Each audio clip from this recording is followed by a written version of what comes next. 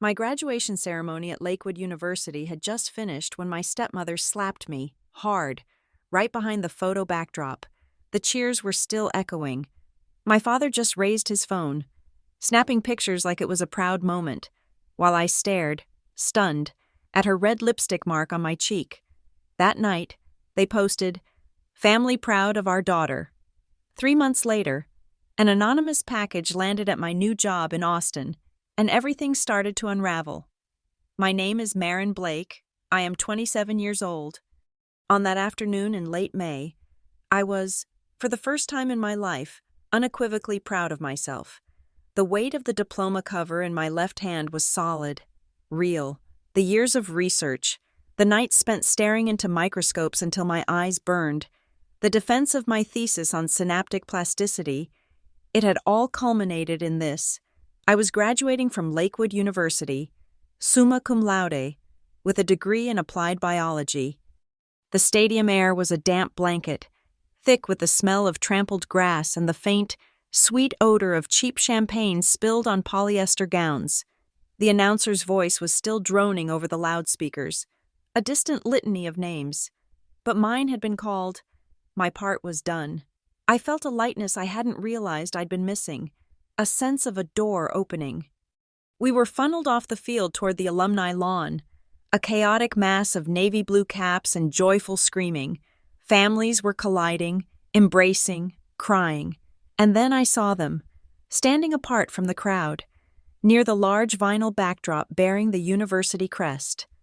My father, Graham Pierce, was beaming, his phone held aloft like a trophy. Beside him, my stepmother, Monica Hale, looked immaculate. She was encased in a white linen sheath dress that must have cost more than my last 3 months' rent. Her blonde hair pulled into a severe, elegant chignon. She looked less like the mother of a graduate and more like she was about to cut the ribbon on one of my father's real estate developments. "There she is," Graham's voice, always performing, cut through the noise. He waved me over, his phone's camera lens already fixed on me. I adjusted my cap, the tassel tickling my cheek. The lightness I felt began to tarnish, the familiar anxiety tightening my chest. Monica glided toward me. She did not open her arms for a hug. She was not a hugging person. She was a person of sharp angles and expensive perfume. She moved into my space, enveloping me in a cloud of sandalwood and jasmine so strong it made my throat itch. Her perfectly manicured hand, adorned with a large, cold diamond, gripped my bicep.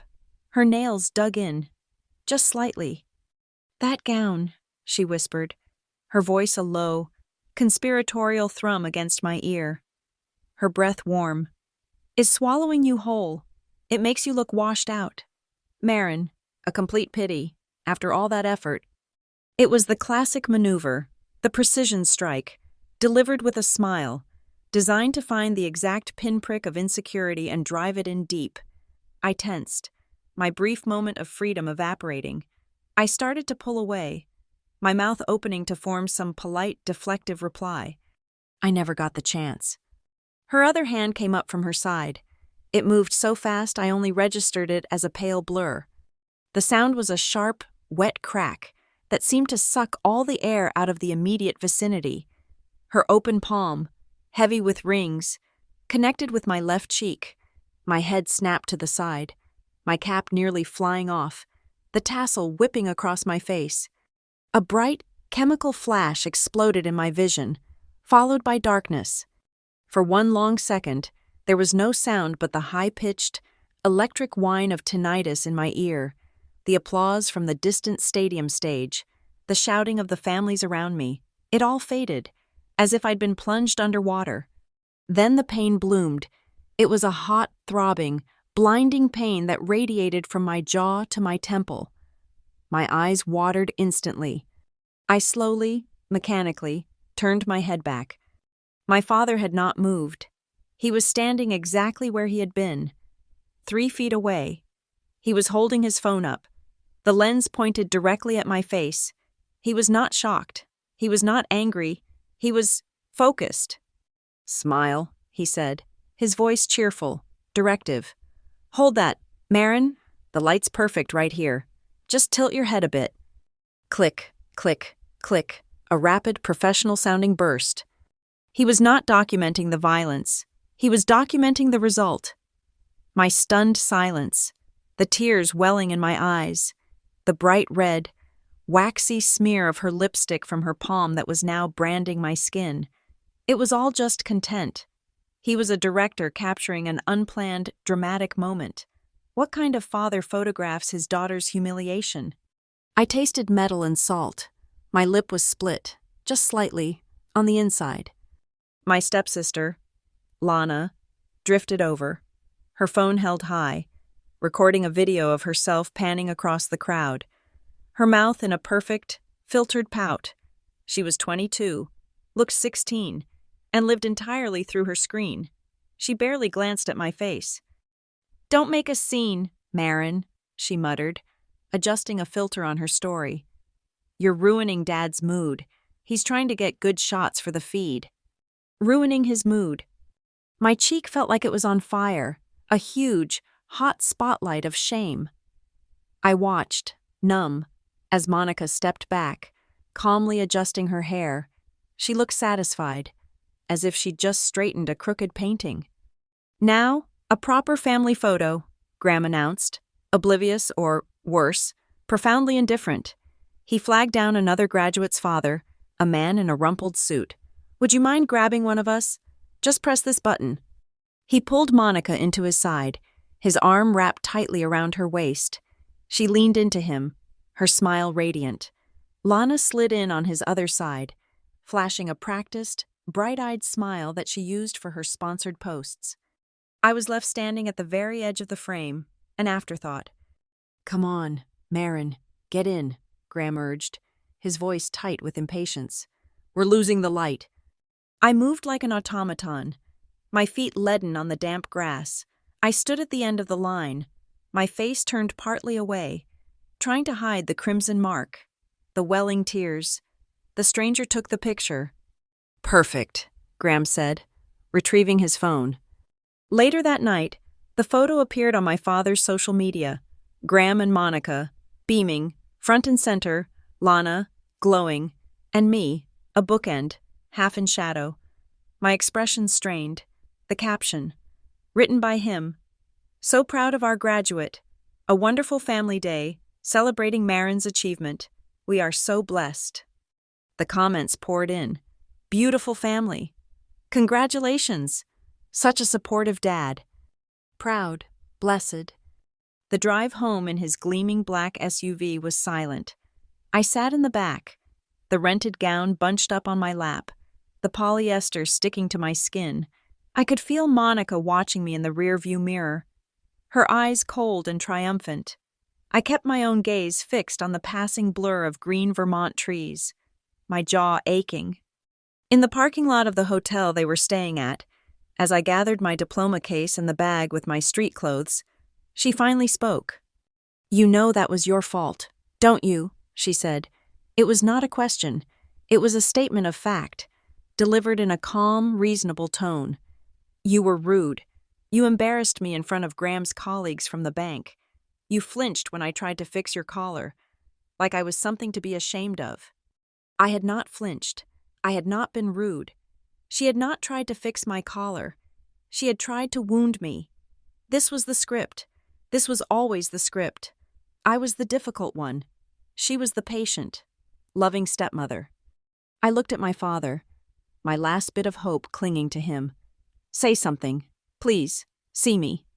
He was busy checking the photos on his phone again, scrolling, his thumb moving rhythmically, a slight smile on his face as he reviewed the day's content. I felt a familiar, cold wave of resignation wash over me, the urge to scream, to throw my diploma case at the windshield, to demand to know what was wrong with them, was overwhelming, but I swallowed it. I swallowed the blood and the shame and the rage. I had been fighting this invisible tide for a decade, ever since she married him. I was so tired. I said nothing. I just got out of the car, shutting the door quietly. I decided, right then, in that sterile hotel parking lot, that this would be the last time. the absolute last time I would participate in their play, the last time my silence would be mistaken for agreement. The next morning, I woke up to the buzz of my phone on the nightstand. The family group chat, titled Pierce Family Fun, was active. It was filled with champagne bottle and firework emojis. Lana had posted a selfie from the ceremony, captioned Grad Day. Monica had replied with a string of floating red hearts. Not one word about what happened. Not a single, "Are you okay?" Not one, "I'm sorry." It was a complete and total erasure. The event had been photographed, documented, denied, and buried, all within 12 hours. I walked to the bathroom and looked in the mirror. The bright fluorescent light was unforgiving. The lipstick was gone, scrubbed off with cheap bar soap the night before, but the skin was mottled, a faint map of redness and a slight, puffy swell just under the cheekbone. I touched it, and the ache was still sharp and deep. The physical mark would fade. The redness was already going down. But the humiliation, the stark, cold realization of my father's choice, to raise a camera instead of a hand to help, to choose the image over the daughter, that was permanent. It had been printed onto my bones. I took a deep breath, staring at my own reflection, at the eyes that looked hollow and old. "Never again," I whispered to the glass. This was the last time they would write the story for me. The last time their narrative would overwrite my reality. My story was my own. My laptop was open on the small desk. An email had arrived late last night, after the social media post, after the silent drive, while I was trying to numb my face with an ice bucket. The subject line read, "Offer of Employment, ArcLight Neurosystems." My heart hammered. I opened it. A senior research position, spinal neuroregeneration, designing recovery pathways for spinal cord injuries. It wasn't just a job. It was the work I had dreamed of. It was purpose.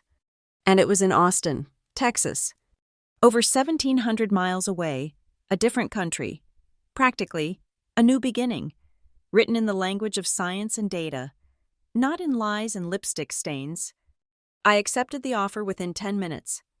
I spent the next 2 weeks in a blur of motion. I sold my cheap apartment furniture. I donated my old textbooks. I packed my car with my research, my clothes, and my microscope. I methodically extracted myself from Vermont, calling my father only once to tell him I had a job and was moving. He was distracted, in a meeting, and just said, "That's great. Marin, send us the address." The night before I left, as I was performing a final wipe of my laptop, a message notification popped up on my social media. It was an anonymous account, no profile picture, no followers, a string of random numbers for a name. I almost deleted it as spam. The message was only one line. "Don't delete the graduation photos. It will save you." A chill, sharp and specific, went straight down my spine. Which photos? The ones my father took? The lies he posted? Or something else? And save me from what? I stared at the message for a full minute, my hand hovering over the keyboard. I didn't reply. I just shut the laptop, grabbed my keys, and walked out the door, aiming my car south toward a city I had never seen, leaving the ashes of my old life behind. Austin. Texas was a different color palette. Vermont was deep greens and damp blues, the oppressive weight of old trees and older expectations. East Austin was baked clay, sharp sunlight, and a sky so vast it felt like you could fall right into it. My studio apartment was on the 3rd floor of a new, characterless building. It was essentially one white box with a concrete floor, but its saving grace was a massive window that faced west, every afternoon around 5 o'clock. The entire space was flooded with a thick, syrupy golden light that made the few pieces of furniture I owned, a second-hand armchair, a mattress on the floor, a metal drafting table, look intentional, almost beautiful. I owned a single coffee mug, one plate, and one set of silverware. After a lifetime of navigating Monica's cluttered, performative interiors, where every decorative object felt like a trap, this emptiness was a kind of luxury. It was a life scrubbed clean. ArcLight, Neurosystems was even cleaner. It was a world of brushed steel, frosted glass, and the quiet, constant hum of air filtration. My lab was a sanctuary of pure data. We were designing sensory feedback loops for spinal cord implants, attempting to teach the brain how to speak to limbs that had been silent for years. My work was precise, meticulous, and governed by unchangeable rules. Failure here was just data, not a moral failing. My manager, Jules Mercer, was sharp, efficient, and used they-them pronouns. They had a mind that moved as fast as their speech, and they missed nothing. "Blake," Jules said one afternoon, startling me. They were leaning against the doorframe of my lab, holding a tablet. "I reviewed your validation protocols for the haptic interface." I tensed, preparing for criticism. "Is there a problem with the dataset?" "A problem? No, it's just obsessive. You ran the diagnostic cycle 400 times. The standard is 50. They looked at me, not unkindly, but with a piercing curiosity. "You don't trust the equipment, or you don't trust yourself?" "I trust the results when they're repeatable," I said carefully. Jules nodded slowly. "Fair enough. Your meticulousness is paying off. The signal-to-noise ratio is the best in the department. Keep it up." They turned to leave, then paused. "Just remember to go home, Blake. The lab will be here in the morning." I was learning to go home. I was learning to leave the work, to walk in the dry Texas heat, to find the small coffee shop on the corner that sold breakfast tacos all day. That was where I met Naomi Clark. She was always there, occupying a corner booth, surrounded by a chaotic halo of notebooks, charging cables, and 2 different laptops. She had perpetually ink-stained fingers and an energy that vibrated, like she was always on the verge of uncovering something. I was quiet. She was not. One day, she looked up as I sat 2 tables away, scowling at her screen.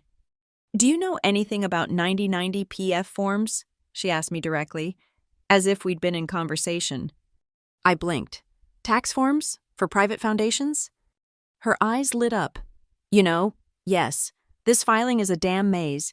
It looks like they're routing consulting fees through an educational grant to a shell LLC. It stinks." She gestured to the empty chair opposite her. "Buy you a coffee if you can make sense of this expense column." I sat, and just like that, I had a friend. Naomi was a freelance investigative journalist.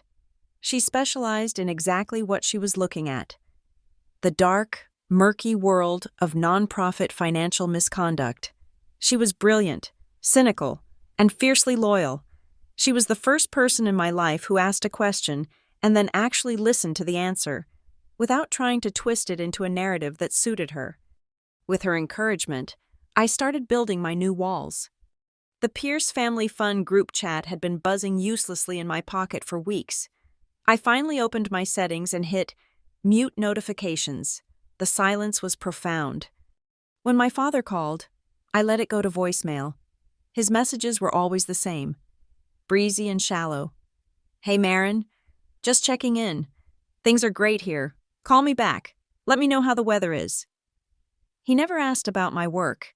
He never asked about my life. He just wanted to check the box labeled "Called Daughter." I started blocking the calls that came after 10 at night.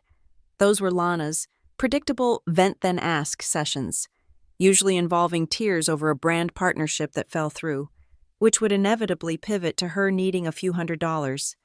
My new life was taking shape. It was quiet. It was mine. Then, inevitably, the old life tried to breach the wall. It came as a text message from Monica. It wasn't words.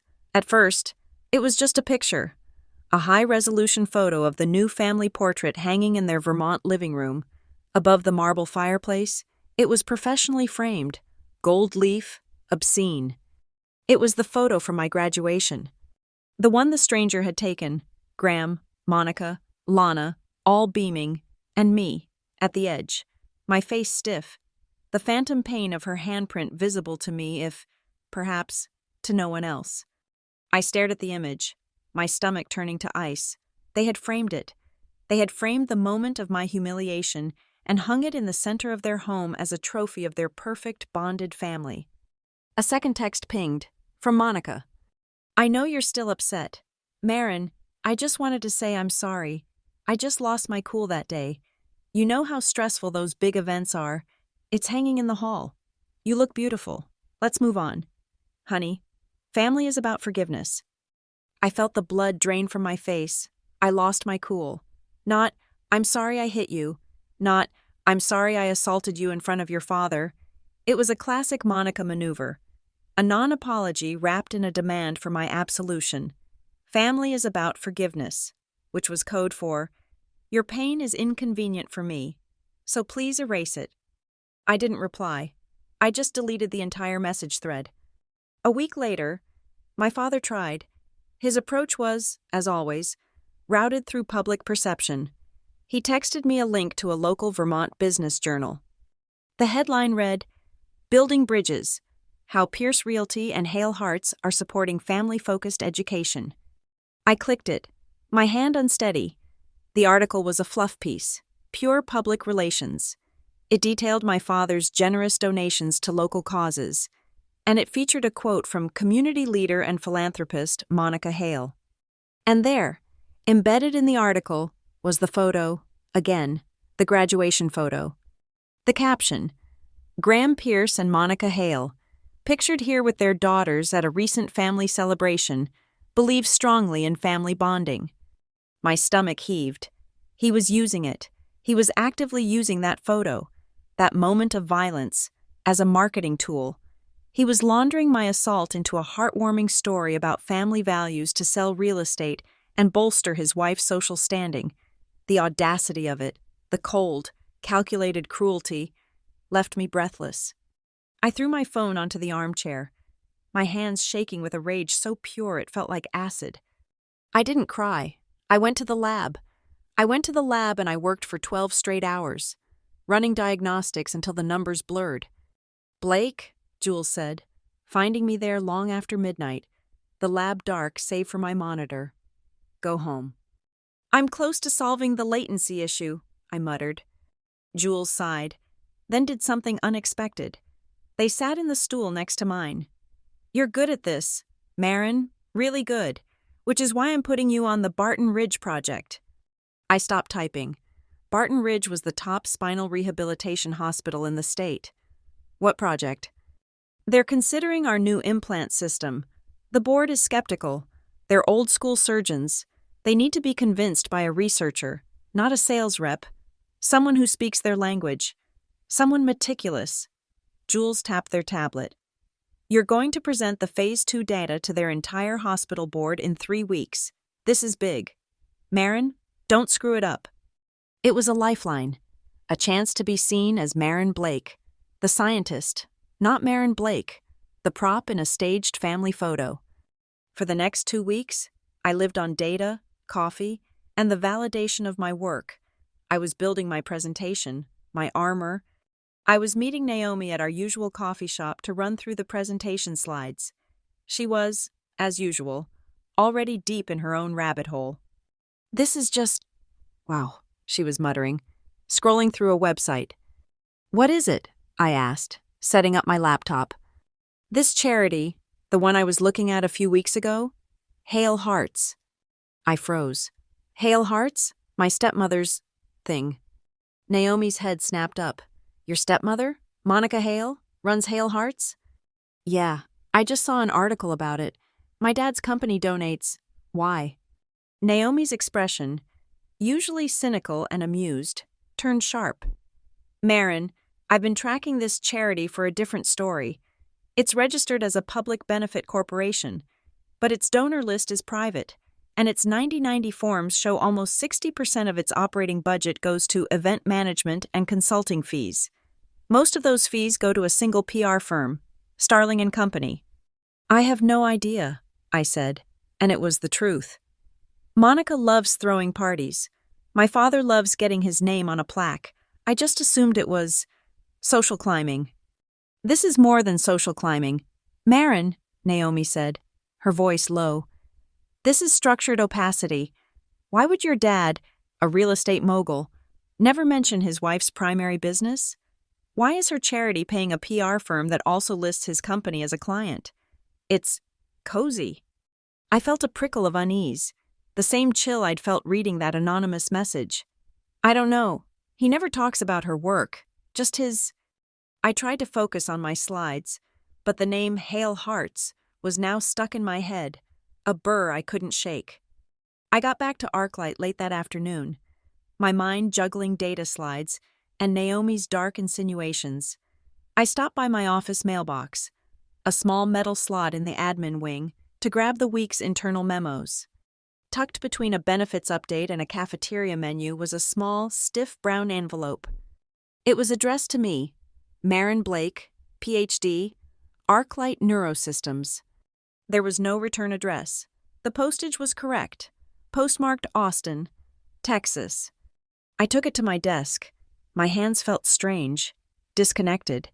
The envelope was thick. I tore it open. Inside, there were only two things. The first was a small, black USB flash drive, the cheap, generic kind you get at a trade show. The second was a bright yellow sticky note, the kind Jules used. On it, written in neat, black, all capital letters, was a single instruction. Watch 6:14:06:22. 6:14 to 6:22. Not a suggestion, a command. The precision of it made my heart hammer against my ribs. It wasn't a random note. It was a timestamp. I looked at the USB drive in my palm. My first instinct, the scientist's instinct, was to plug it into my work laptop. But then I thought of Naomi. I thought of her warning about the charity's opaque structure. I thought of the anonymous message from Vermont. Don't delete the photos. It will save you. This felt connected. This felt dangerous.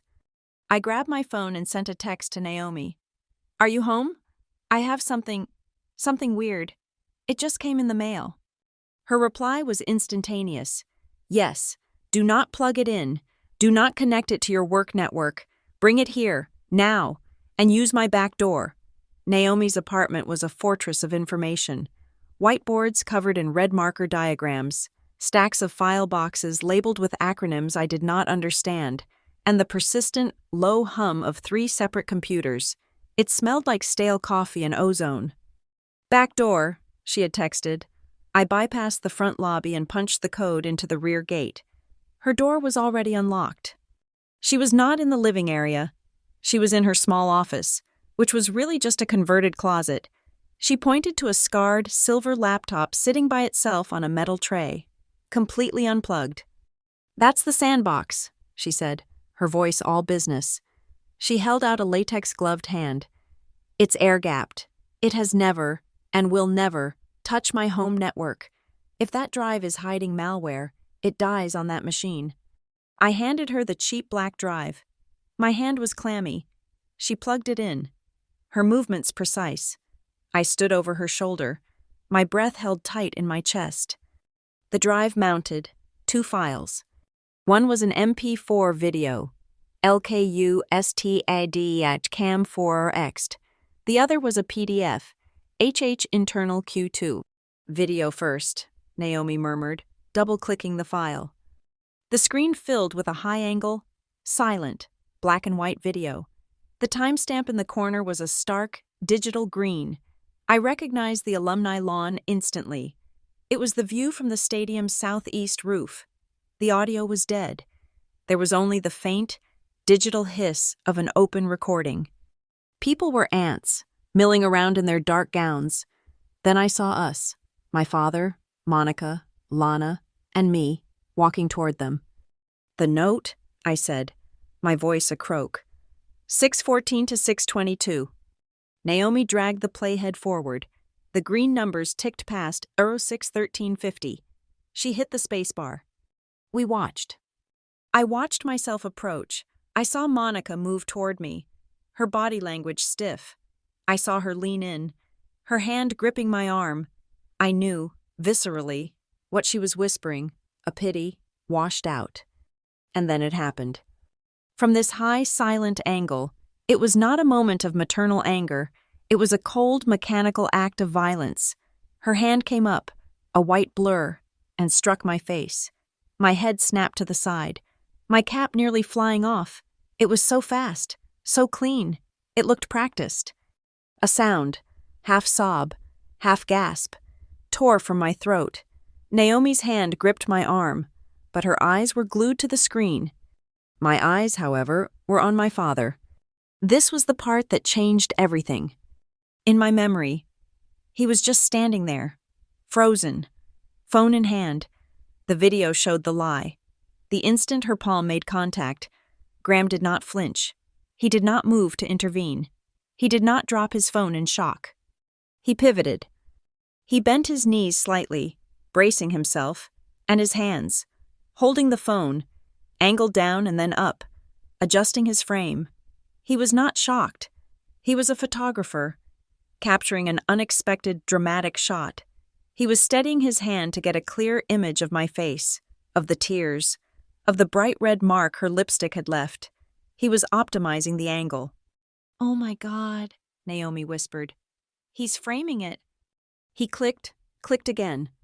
Then the timestamp hit 0620. Lana.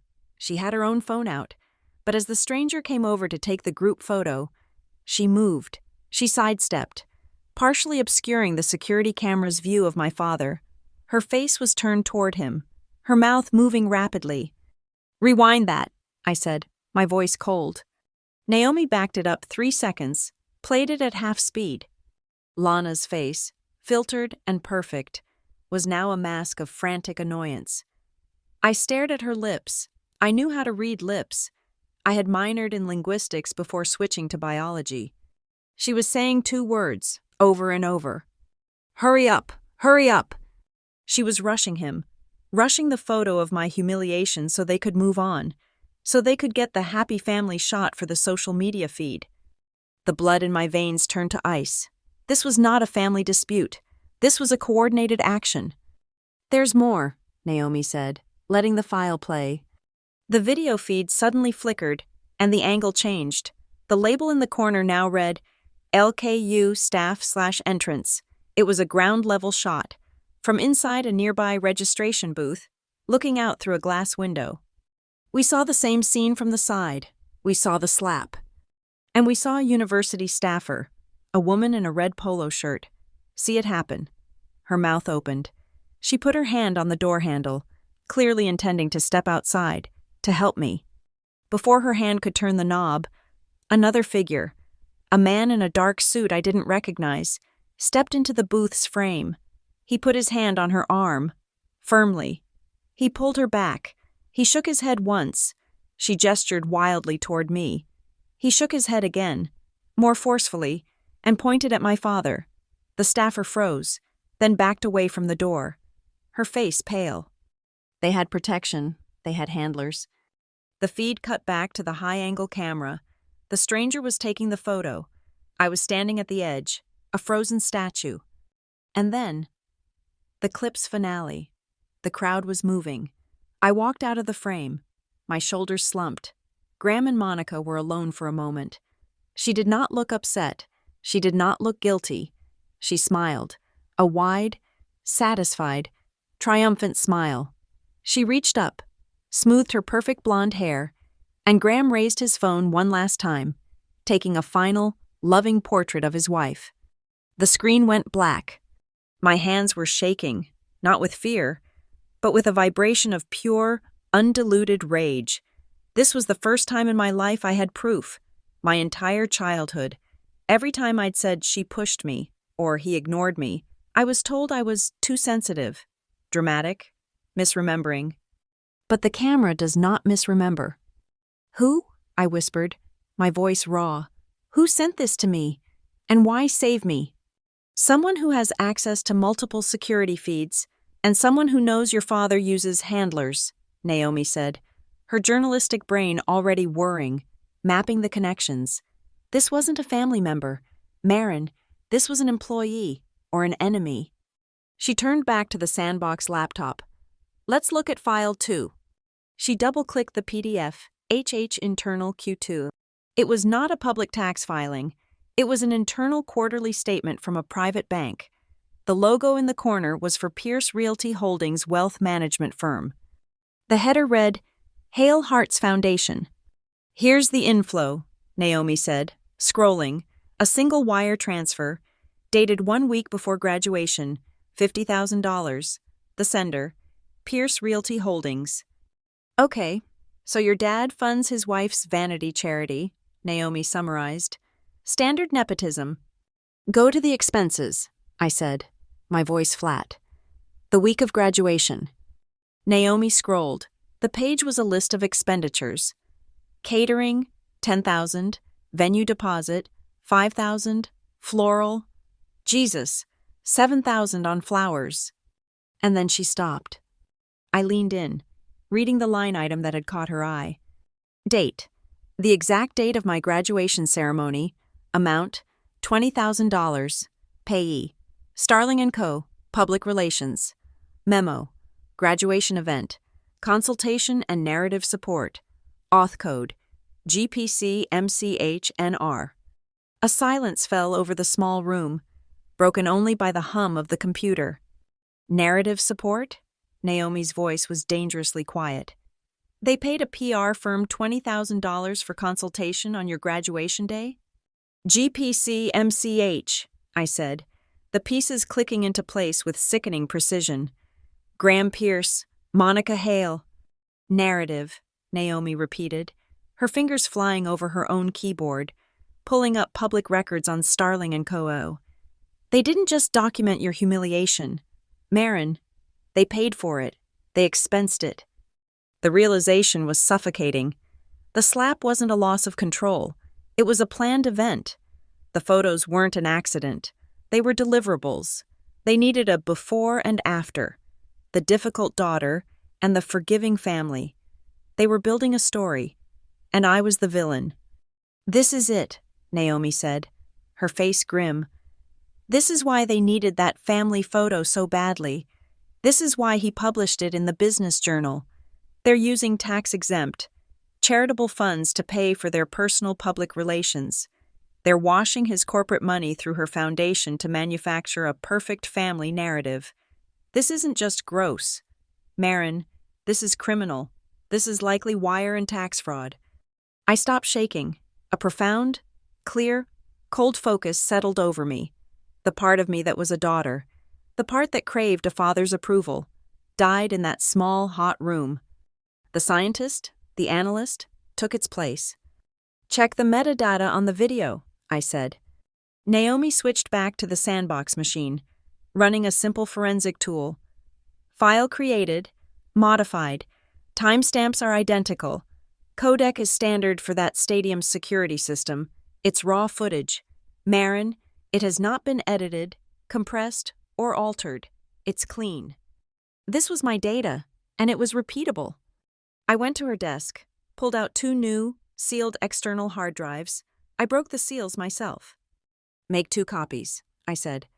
Naomi nodded, understanding immediately. 1 for you, 1 for a secure, off-site backup, my safe. She executed the file transfer. When it was done, she ejected the original thumb drive and my new hard drive and handed them to me. This is your evidence, Marin, she said. The chain of custody starts with you. Do not put this in your apartment. I nodded. I drove straight to my bank. I walked into the vault, my footsteps echoing on the marble floor. I presented my key to the attendant. My safe deposit box was small, cold, and metal.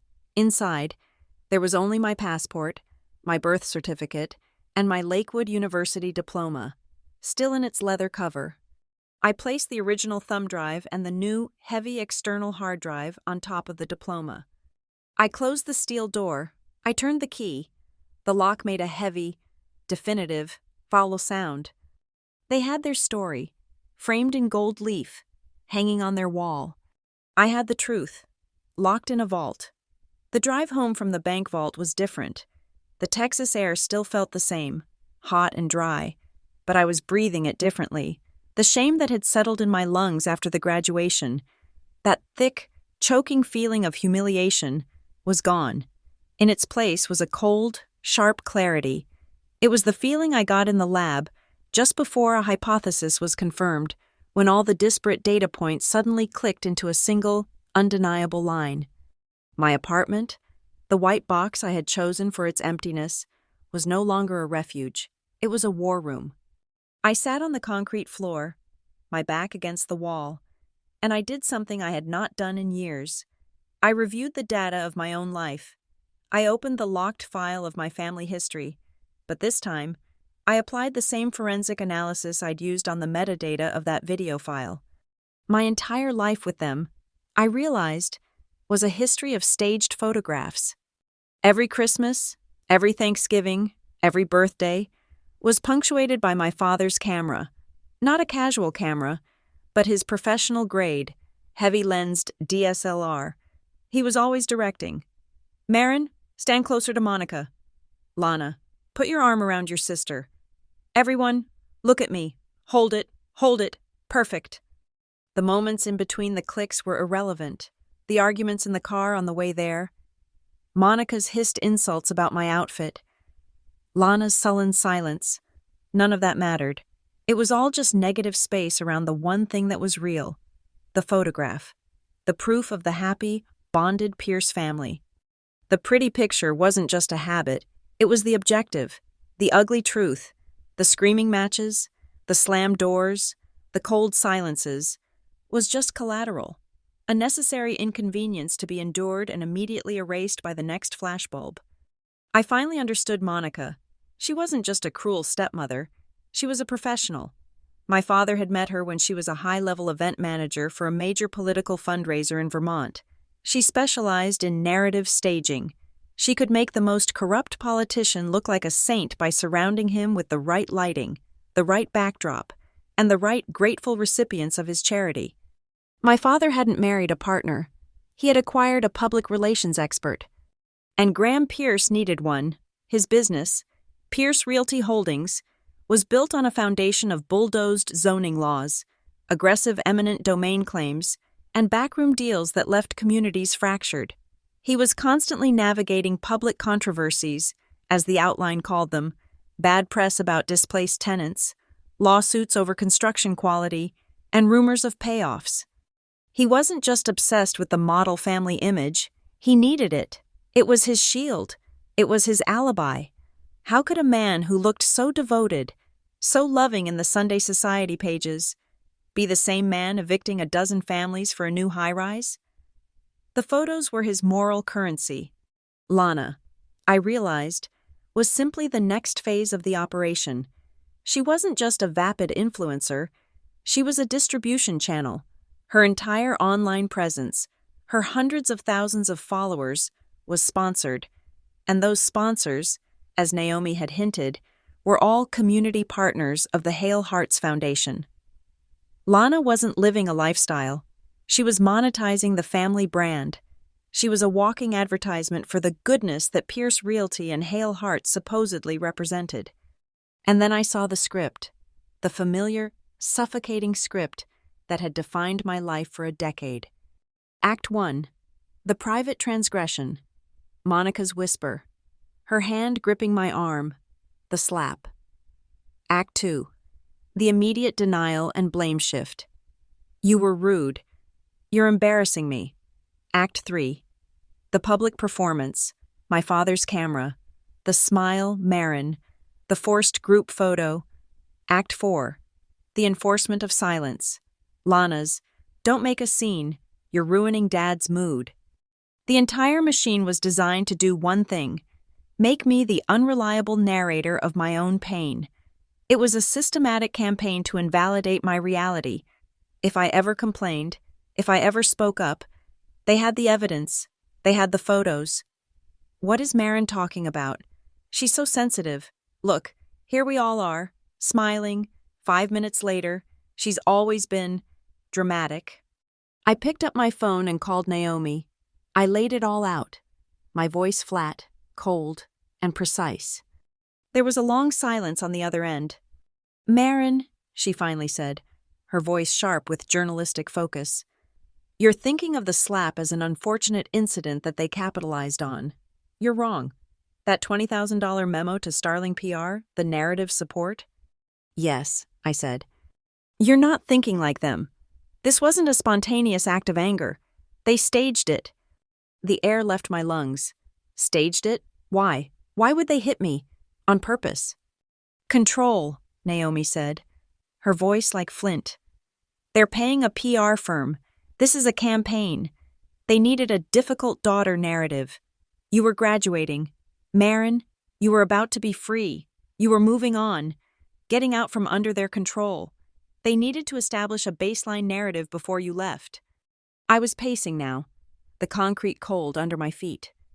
Think about it, Naomi pushed. They needed to create a moment of conflict, a moment where you were the problem. So Monica manufactures one. She insults you. She provokes you. She hits you. Then, boom, your father, the director, captures the emotional difficult daughter in real time. And then, 2 minutes later, he captures the warm, forgiving family photo. They now own both sides of the story. If you ever speak up and say, "My stepmother assaulted me," they have the counter-narrative locked and loaded. They won't just deny it. They'll release the happy photo and say, "We're a family. We have passionate moments, but our love is stronger. Marin was just overwhelmed and emotional." They'll paint you as unstable. They didn't just document the violence, Marin. They created it to inoculate themselves from it. The blood drained from my face. The money trail proved it.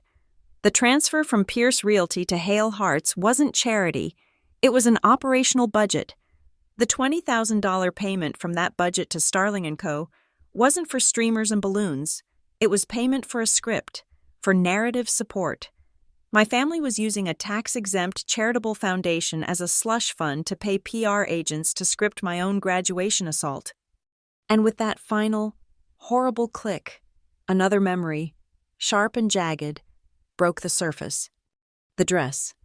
A month before graduation, a huge, screaming fight. Monica had insisted I wear a specific dress to the ceremony. It was a pale yellow, ruffled thing from a local boutique, and I hated it. It wasn't me. I had my own simple black dress I'd bought. The fight was brutal. Monica had called me ungrateful. My father had told me I was intentionally trying to sabotage Monica's happiness. I had stood my ground, and the tension had been thick ever since. I hung up with Naomi, opened my laptop, and went to Lana's Instagram feed. I scrolled back 3 months. There it was, a post from 2 weeks before my graduation. Lana, pouting in that same hideous yellow dress. The caption, "So you obsessed with my new spring look from @VermontChic. They're an amazing new community partner for Hale Hearts. Use code LANA15 for 15% off. Sponsored community Hale Hearts." My hands went numb. It wasn't a dress, it was wardrobe. They weren't inviting me to my graduation. They were casting me in their production. My refusal to wear their sponsor's dress was not a matter of taste. It was a breach of contract. I was the talent, and I was refusing to wear the costume. The slap wasn't just about the dress, but my refusal was the inciting incident. It proved I was uncooperative. It justified their need for narrative support. My entire life, every major event, had been a press junket. Every family gathering was a meticulously planned photo op. The coldness in my chest solidified. It settled into my bones. It was a new kind of strength. It was the focus of a scientist who has just seen the truth in the data and will not be swayed. They were expecting an emotional outburst. They were prepared for it. They wanted me to expose them publicly, as the outline said, to post the video in a fit of rage, to cry on social media, to look exactly like the unstable, dramatic daughter they had paid $20,000 to create. They knew how to fight that battle. They would win that battle. I would not play their game. I would not be impulsive. I would be meticulous. They used images and emotion to obscure the truth. I would use data and the law to expose it. I shut my laptop. I was not going to leak the video. I was not going to confront them. I was going to build a legal case. I was going to follow the money. I was going to use their own strategy, their obsession with public image, against them. I would not just tear down their pretty pictures. I would use the ugly truth to make sure they could never hang one again. I spent the next 48 hours not as a biologist, but as a data acquisition specialist. My target was no longer synaptic pathways, but the infrastructure of my family's lies. My first call was to Naomi. I need to know how to get information from the university, I said, my voice flat. I was at my drafting table, a new, clean legal pad in front of me. Lakewood University is a public institution. That stadium is public property. FOIA, Naomi said immediately. Freedom of Information Act. In Vermont. It's the Public Records Act. It's a state-level request, not federal. You'll be dealing with the university's general counsel. They will be slow. They will be obstructive. And they will assume you are a journalist or a crank. You need to be specific. What do you want? Everything from my graduation day, I said. I want the maintenance and access logs for the security camera system, specifically for cameras 4 and the staff entrance at the southeast gate. I want to know who was on duty. Good, Naomi said. What else? That man in the suit, the one who stopped the staffer, he wasn't university, he was private. I remembered the $20,000 memo. I want a list of all third-party event contractors, vendors, and security personnel cleared for access that day. Specifically, any vendor associated with the Hale Hearts Foundation or Starling and Company. That's smart. You're not just asking for the video, you're asking for the architecture around the video. It corroborates your narrative support theory. Exactly, I said. They had a handler on site. While Naomi drafted the FOIA request language, making it sound sterile and bureaucratic, I moved to the next data stream, the money. The Hale Hearts Foundation was a registered 501c3, or so it claimed. That meant its filings were, to some extent, public. I went to the state's online charity registry. It was clunky, designed in the late 90s, but the data was there. I found the sponsorship agreements. It was just as Naomi had predicted, a multi-year, 6-figure community partnership pledge from Pierce Realty Holdings to Hale Hearts. The language was vague, full of corporate jargon about synergistic goals and educational outreach, but it was the legal artery, the channel that moved the money from his corporate pocket to hers. I downloaded every single PDF. The next step was legal. I had evidence of assault, and I had evidence of potential tax fraud. This was no longer just a family drama. It was a criminal enterprise. Naomi gave me a name. Theo Ramirez. He's young, which means he's hungry, and he's pro bono, which means he's a true believer. He specializes in nonprofit malfeasance and donor intent lawsuits. He hates people who use charities as piggy banks. I scheduled a consultation for the following afternoon. Theo Ramirez's office was 2 rented rooms above a bakery that smelled overwhelmingly of cardamom. He wore a crisp shirt with the sleeves rolled up, and his desk was a sea of organized, color-coded files. He looked like he hadn't slept in a week, and he listened to my story without a single interruption. I didn't cry. I didn't raise my voice. I presented my findings like I was presenting a lab report. I laid out the timeline, the graduation, the slap, the photo, the social media posts, the business journal article. Then, I opened my laptop. This is the data that changes the context. I played the video. First, the high-angle shot. I pointed to my father. Note the pivot. He is adjusting his frame. I pointed to Lana. Note the lip read. Hurry up. He is not shocked. She is not concerned. They are managing a production schedule. I played the second angle. Note the staffer, attempting to intervene, and note the handler, who stops her. Theo leaned in, his eyes narrowed. He watched the man in the suit pull the staffer back. That's affirmative interference, he murmured. Finally, I showed him the PDF from the thumb drive, the $20,000 line item. Narrative support, I said. Billed by Starling and Company, paid by Hale Hearts, funded by Pierce Realty. They expensed my assault as a public relations fee. Theo was silent for a full minute, staring at the screen. He finally looked up at me, and his expression was not one of pity. It was one of cold, focused anger. This is the cleanest case of self-dealing and fraudulent misrepresentation I have ever seen, he said, his voice quiet. They are using a tax-exempt entity to finance their personal brand management, and they used a staged act of violence against you as the catalyst for the campaign. He stood up and began to pace. Okay, chain of custody, that thumb drive. It is now Exhibit A. It's in a bank vault, I said. I made one copy, which is also in the vault. I am giving you this copy, Exhibit C, on this new, sealed drive. I handed it to him. He initialed the drive with a black marker and placed it in a labeled evidence bag. Good. The original stays pristine, untouched. We will never use it unless a judge orders it. We work from the copies. Theo opened a file. We have 2 tracks. The first is criminal, the wire fraud, the tax evasion. That's for the state attorney general. The second is civil, the assault, the defamation, the intentional infliction of emotional distress. He pulled up the public tax filing for Hale Harts, the Form 990-PF. He scrolled, his finger tracing the columns. Here, he said, tapping the screen. Schedule B, expenses. They've classified the Starling payment under Educational Event Services. That's a material misstatement. That's a lie to the IRS. I felt a surge of validation so strong it made me dizzy. It was real.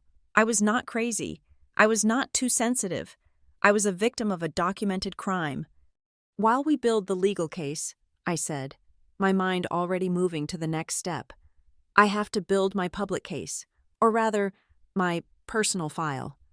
Theo looked at me, confused. I have a presentation, I explained, at Barton Ridge Hospital, in 2 weeks. It's a high-profile pitch for my project at ArcLight. The entire board will be there. Surgeons, administrators, community leaders. Theo's eyes lit up. A character witness event. You're not just Marin Blake, the plaintiff. You're Dr. Marin Blake, the spinal neuroregeneration expert. Exactly, I said. They will try to paint me as an unstable, vindictive daughter.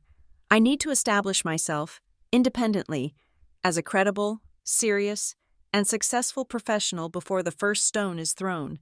When they accuse me, I want the first thought in everyone's mind to be, her, the scientist from Barton Ridge? That doesn't make any sense.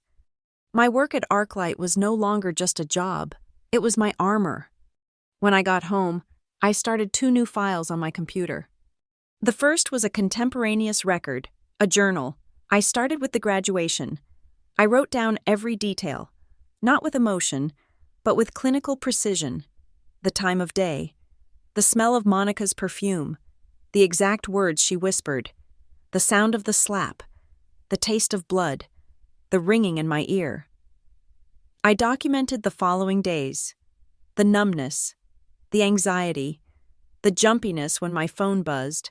I was creating the psychological damage report. The second file was a counter-archive.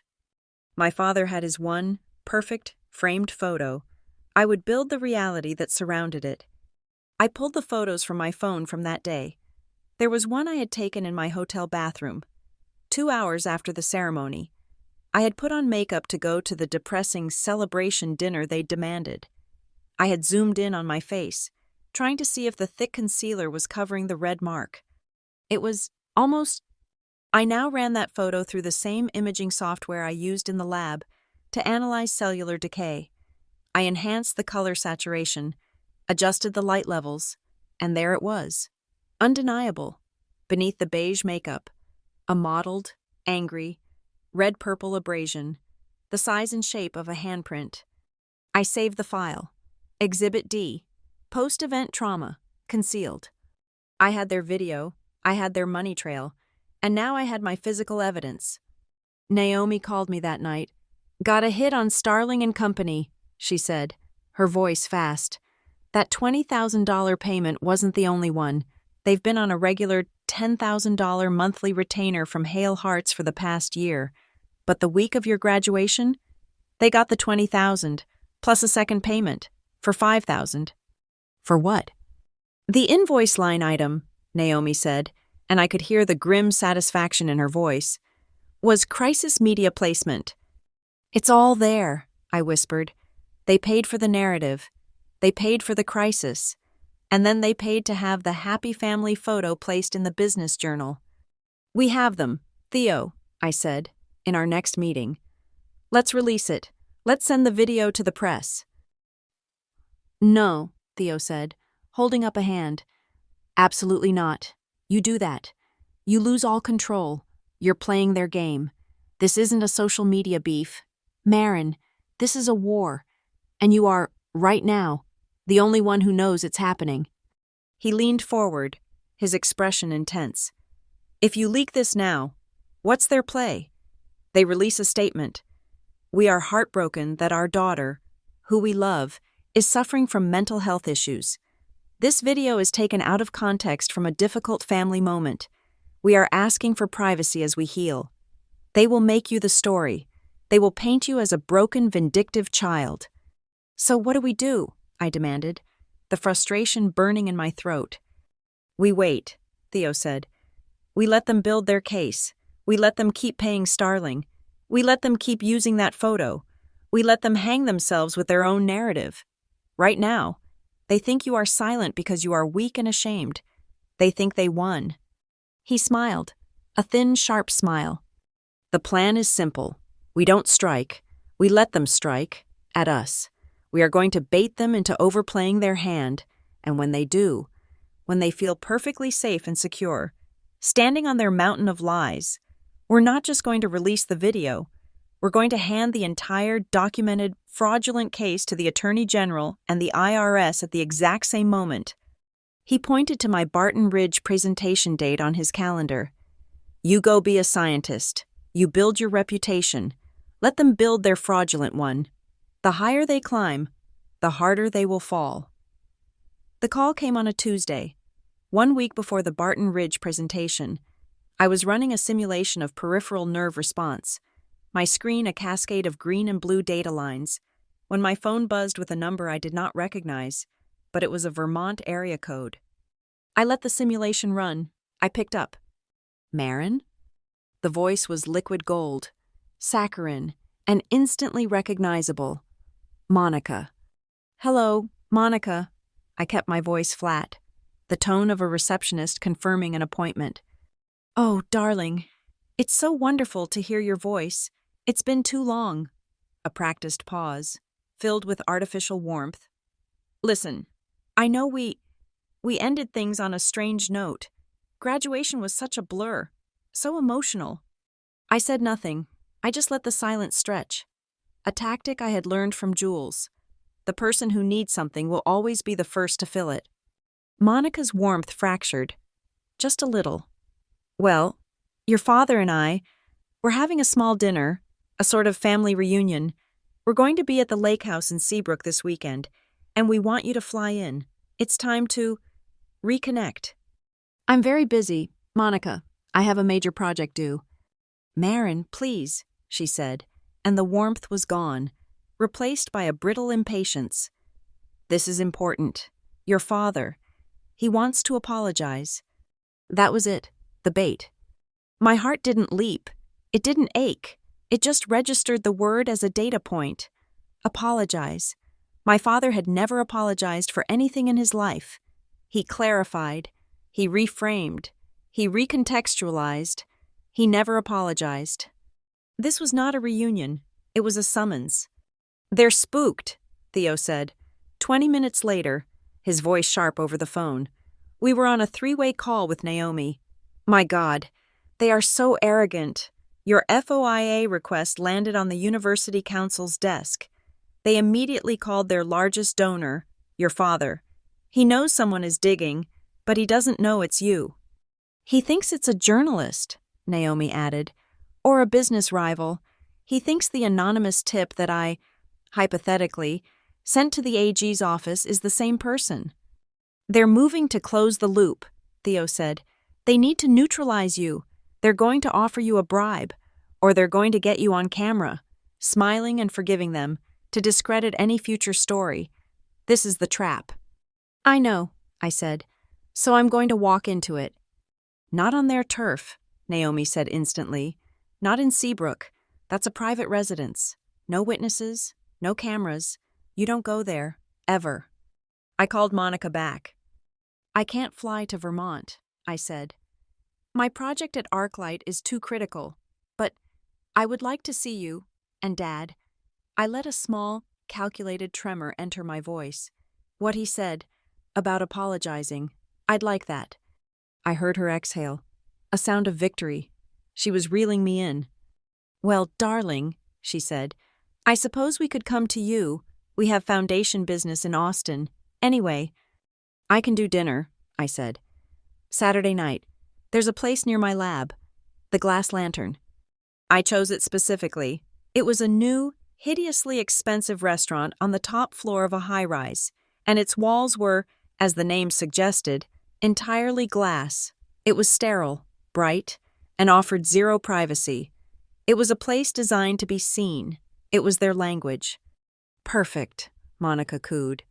We'll see you at 8. Saturday night, I did not dress for a reunion. I dressed for a deposition. A simple, severe black sheath dress.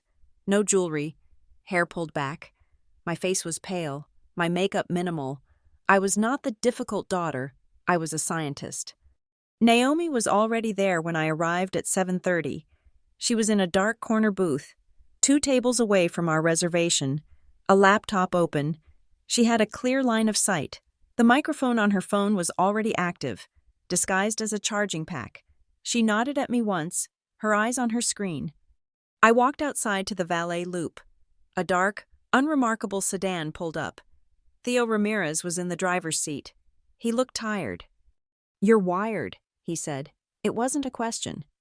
I tapped my blazer pocket, where my own phone was set to record audio. Dual redundancy, Naomi's mic and mine. Good. Don't sign anything. Don't agree to anything. Don't drink anything you don't see poured. The second you feel threatened, or the second you have what we need, you text me 911. I'll be inside the lobby in 30 seconds. Get the slip, get the admission, and get out. I understand, I said. He looked at me, his expression uncharacteristically soft. This is not your family. Marin, this is a hostile negotiation. Remember that. I walked back into the lobby and took the elevator up. They were already seated, the entire performance troupe, Graham, Monica, and Lana. They had chosen a circular booth that faced the entire restaurant, the glittering Austin skyline behind them a perfect, expensive backdrop. They were illuminated, on stage. My father stood as I approached, his face arranged in a mask of paternal warmth. Marin, he boomed, kissing the air near my cheek. Dad, Monica, Lana. Marin, darling, you look severe, Monica said, her eyes raking over my dress. We were just admiring the view. On the table in front of my father was a brand new, silver mirrorless camera. Its lens was aimed at the empty chair, my chair, a warning, a reminder of his weapon of choice. I'm glad you could make it, I said, sliding into the booth, my back to the room, facing them. We wouldn't miss it for the world, Graham said, sitting. And then Monica, with a flourish, produced her own prop. It was a large, leather-bound book. She slid it across the white tablecloth. I had this made for you, she said, her voice dripping with sentiment. For us, to remember. I opened it. It was a custom-printed photo book. The title, in gold script, read, Our Marin's Graduation.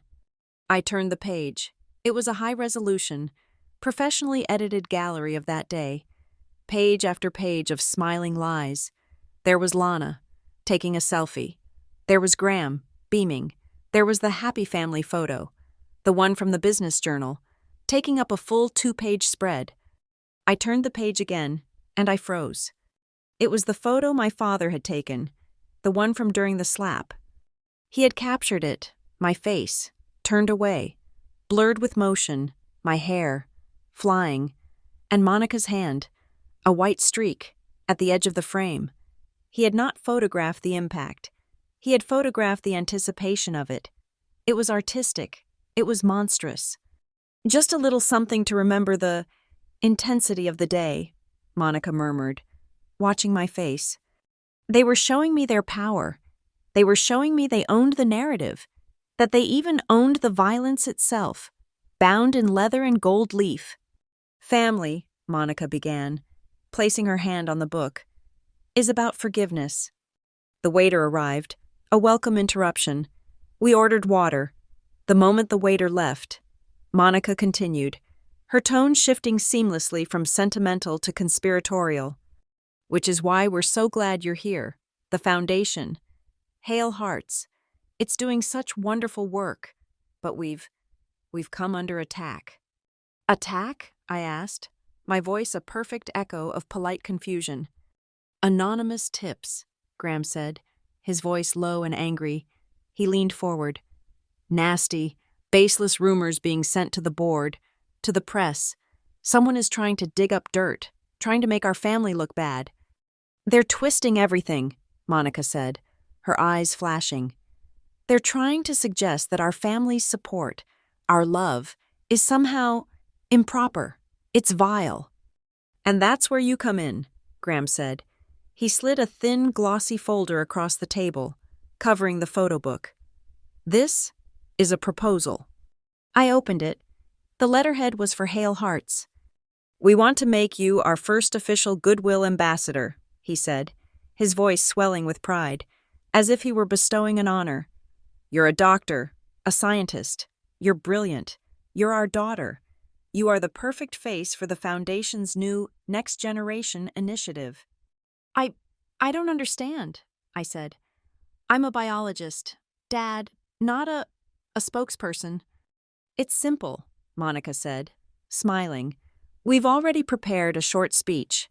We'd film it, just you, talking about the importance of family support and education, how my foundation, how our family, supported your dream.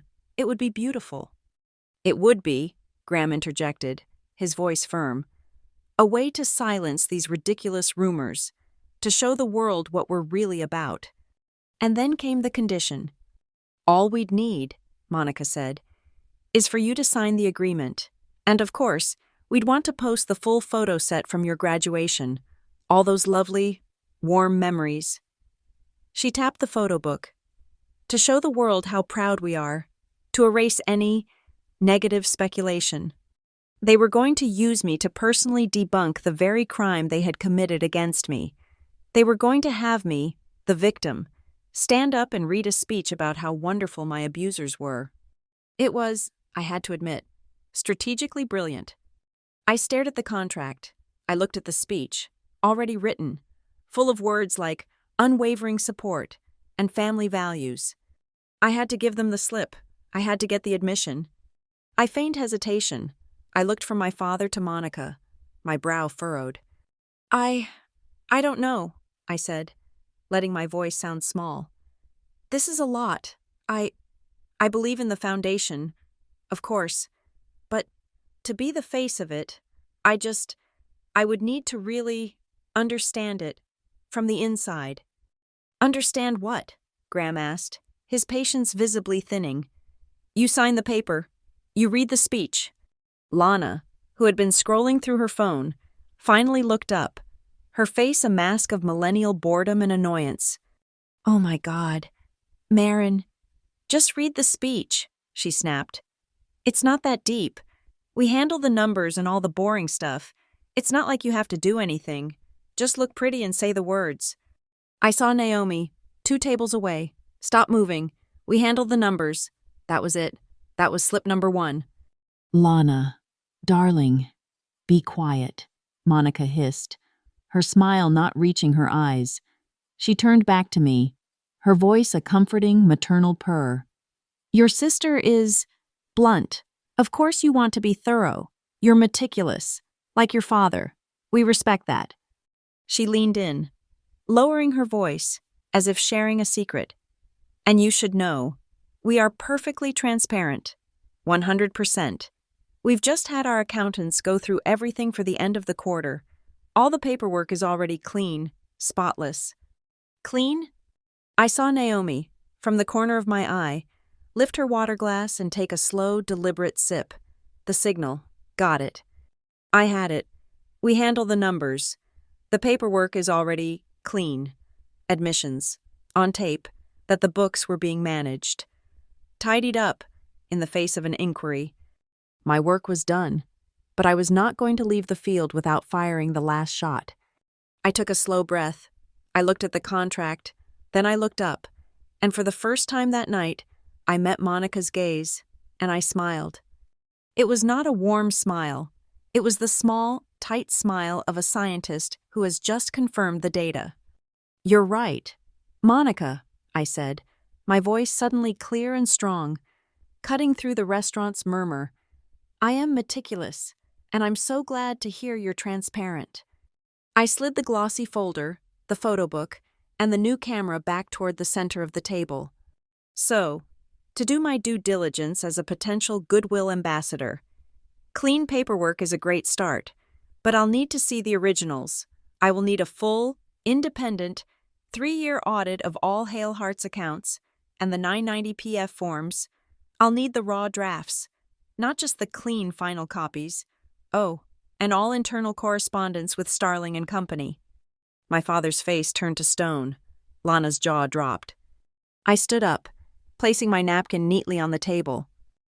"Don't worry about the expense," I said, my voice bright. "My lawyer, Theo Ramirez, will handle the review. He'll be in touch to schedule the document transfer." I turned, and without looking back, I walked out of the glass lantern, leaving them sitting in their spotlight, in a silence so profound it was louder than a scream. The day of the Barton Ridge presentation was bright and surgically clean.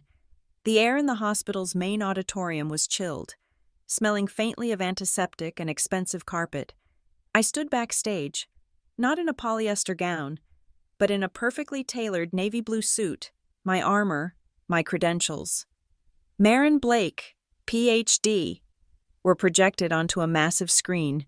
I was, for this moment, exactly who I had worked to become. The moment I stepped on stage, my phone, on silent in my pocket, buzzed with a notification. It was a Google alert for Hale Hearts. I ignored it.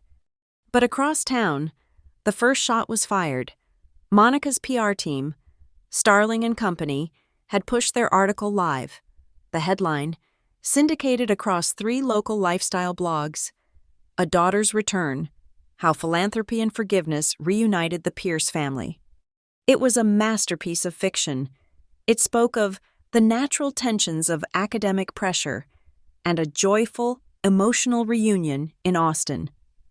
It featured a candid-looking photo of me, my father, and Monica at the glass lantern.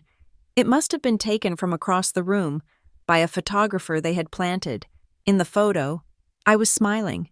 That cold, sharp smile I had given them just before I walked out, recontextualized. It looked like loving reconciliation. The battle had begun on 2 fronts. On stage, I opened my presentation. "The conventional model for spinal cord injury recovery," I began, "is built on a foundation of managing loss. We believe this is wrong. We believe in regeneration." The ArcLight corporate live stream, broadcasting my face to industry professionals and academics, went live. My voice was calm, clear, and confident. I spoke about neural pathways as data channels, about synaptic plasticity, about the truth the body can tell, if we only have the right tools to listen to it. I was in my element, presenting hard, verifiable facts to a room of skeptical surgeons. I was building, brick by brick, a public reputation of unassailable credibility. At that exact same moment, 3 miles away, Naomi Clark was sitting in her car outside the State Attorney General's building. She hit send on her encrypted laptop, uploading the final compiled digital dossier to the Public Integrity Unit's whistleblower portal. The package was complete. It contained the raw, time-stamped stadium security video. It contained the audio file from the glass lantern dinner, with Lana's "We handle the numbers" and Monica's "The paperwork is already clean." It contained the fraudulent 990 PF tax forms. It contained the $20,000 invoice for narrative support. The second stage of the counteroffensive was launching. Back at his office, Theo Ramirez's email pinged. The FOIA request from Lakewood University had finally, grudgingly, been fulfilled. He opened the attached PDF. It was the master vendor contract for the graduation event. He scrolled past the boilerplate, down to the addendums submitted by the client. Hale Hearts. His eyes landed on the line item for on-site personnel.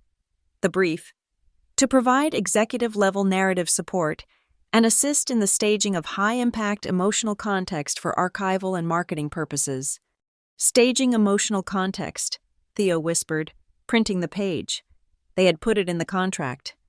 As I was finishing my presentation, fielding a complex question from Barton Ridge's chief of neurosurgery, another email, from another source, was landing in Naomi's inbox.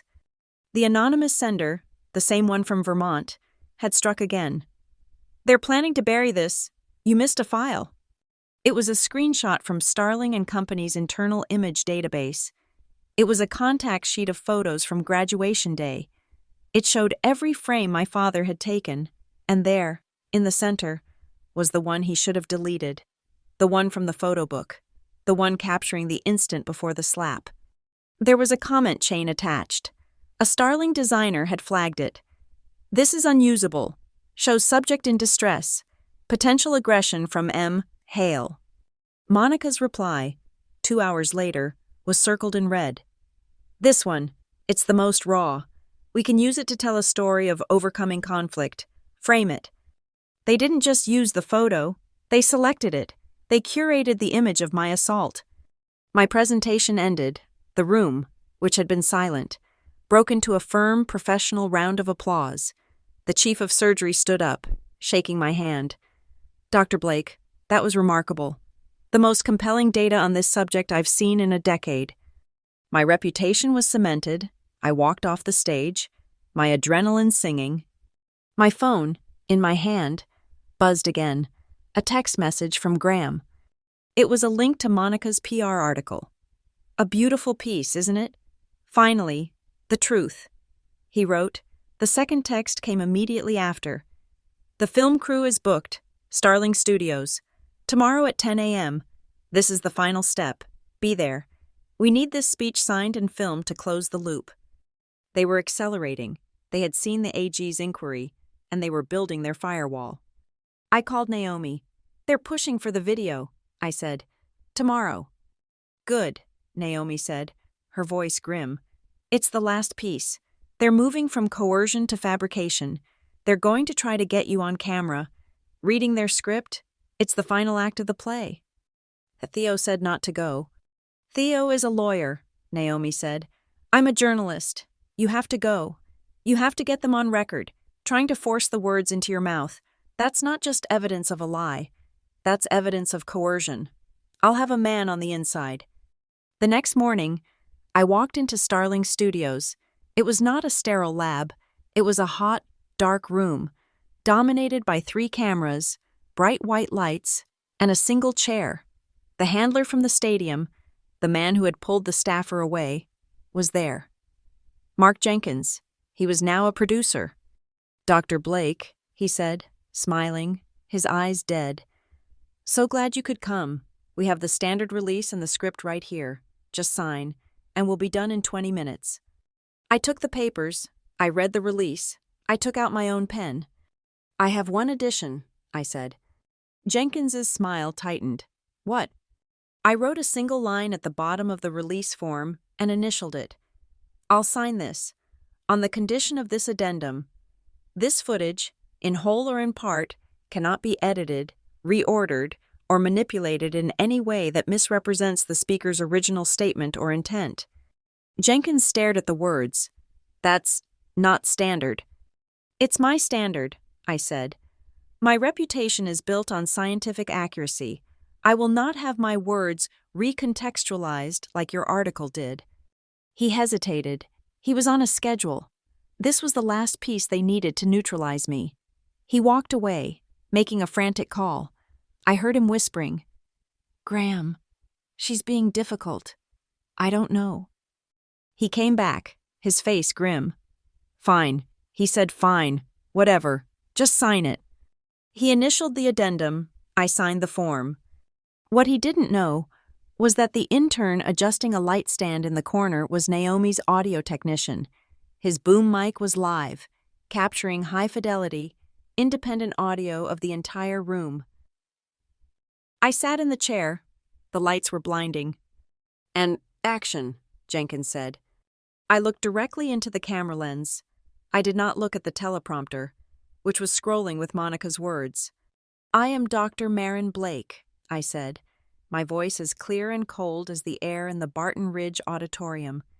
I was asked to speak today about my family's support, but I believe it is more important to speak about the truth. Forgiveness is a powerful word, but forgiveness can only begin when the truth is called by its proper name. Cut, Jenkins screamed, his face purple. Cut the cameras! What the hell was that? That is not the script. The main camera's red light went off. Jenkins stormed toward me, ripping the script from the teleprompter.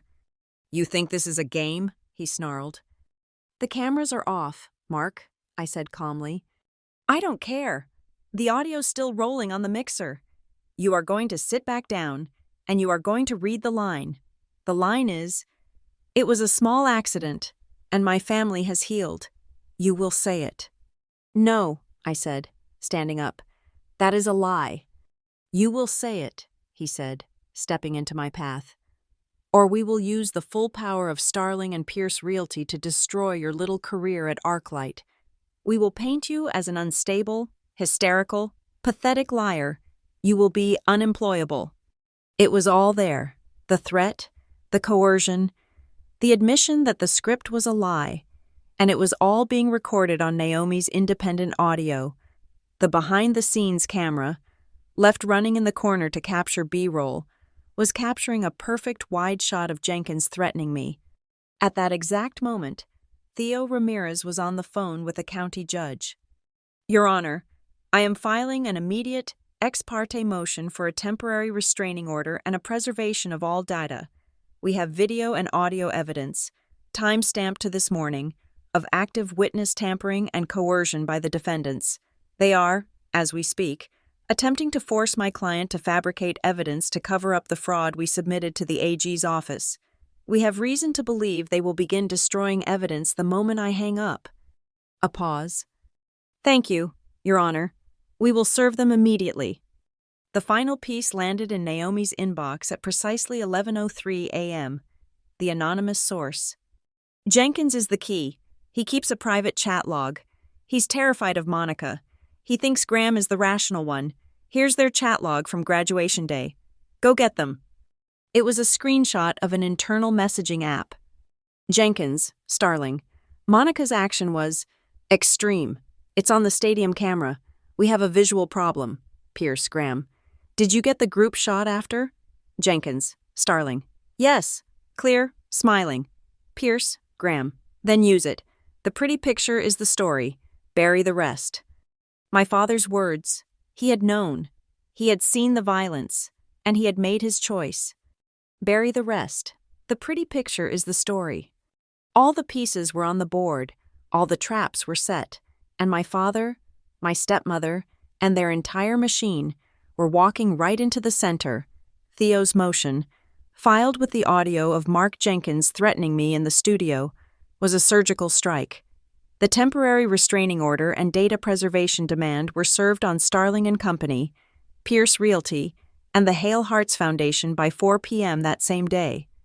It was not a quiet event. A county sheriff delivered the papers to my father's gleaming corporate lobby. The order was simple. All data, emails, chat logs, server backups, accounting drafts, was to be frozen. Nothing could be deleted, altered, or cleaned. The effect was instantaneous. It was a declaration of war. The next morning, the Office of the State Attorney General, having received Theo's full, explosive package, issued a one-sentence statement to the press. We have received a credible and detailed complaint regarding the financial activities of the Hale Hearts Foundation, and we are opening a preliminary investigation into potential violations of charitable solicitation and tax law. They did not have the video. They did not have the audio. They had, as Theo planned, only the dry legal skeleton of the case. But it was enough. Naomi, who had been holding her story, now had her official, on-the-record source. Her article did not run in Austin. It ran, simultaneously, in the largest newspaper in Vermont, my father's hometown paper, and on a national investigative wire, The headline was not subtle. It was Naomi's work, sharp and brutal. When charity becomes powder over a bruise, AG investigates Hale Hearts amid allegations of fraud. The article was a masterwork of professional restraint. It did not mention a slap. It did not mention the graduation. It simply laid out the facts. It detailed the flow of money from Pierce Realty Holdings, a for-profit corporation, into the Hale Hearts Foundation, a tax-exempt charity. It detailed the foundation's unusual 60% overhead, with the majority of funds routed to a single PR firm, Starling & Company. It cited the $20,000 payment for narrative support on the day of my graduation. It raised a cold, clear question. Was Hale Hearts a charity, or was it a sophisticated brand laundering operation for the Pierce family? The explosion was immediate. The pretty picture my father had so meticulously framed was now on fire. Monica was the first to panic. She did exactly what her PR training dictated. She tried to control the narrative. She booked herself on a statewide morning talk show, a soft-focus program hosted by a woman she golfed with. I watched it on my laptop from the lab. She was magnificent, in a terrifying way. She wore cream-colored cashmere. She looked vulnerable. She dabbed at a tearless eye. "These are vicious, baseless attacks," she whispered, her voice trembling. "They are targeting my family, my daughter, during what was a very emotional, very stressful time." The host nodded sympathetically. "The article mentions pressure around your daughter's graduation." "So much pressure," Monica breathed. "You know how these big events are. I was stressed. My daughter, Marin, she was overwhelmed. We had a small mother-daughter moment. It was intense, but it was family." She smiled. A brave, forgiving smile. I lost my temper. She lost hers. We hugged 5 minutes later, for this journalist, to twist that loving, complex moment into something ugly. It's a violation. It was brilliant. She was co-opting the truth. She was admitting to a moment to discredit the entire financial investigation. She was painting herself as a stressed mother and me as an emotional child. But she made one fatal mistake. She gave a timeline. We hugged 5 minutes later. By noon, the internet, led by a few targeted links from Naomi, was already doing the math. So, at Monica Hale, you had a small moment and hugged it out. But your foundation also paid a PR firm $20,000 for narrative support on that exact same day? What kind of moment requires a $20,000 invoice? The timeline did not match the money. Lana's reaction was next. Her world, built on the fragile infrastructure of brand sponsorships, shattered in hours. Vermont Chic, the boutique that had provided the sponsored yellow dress, released a statement.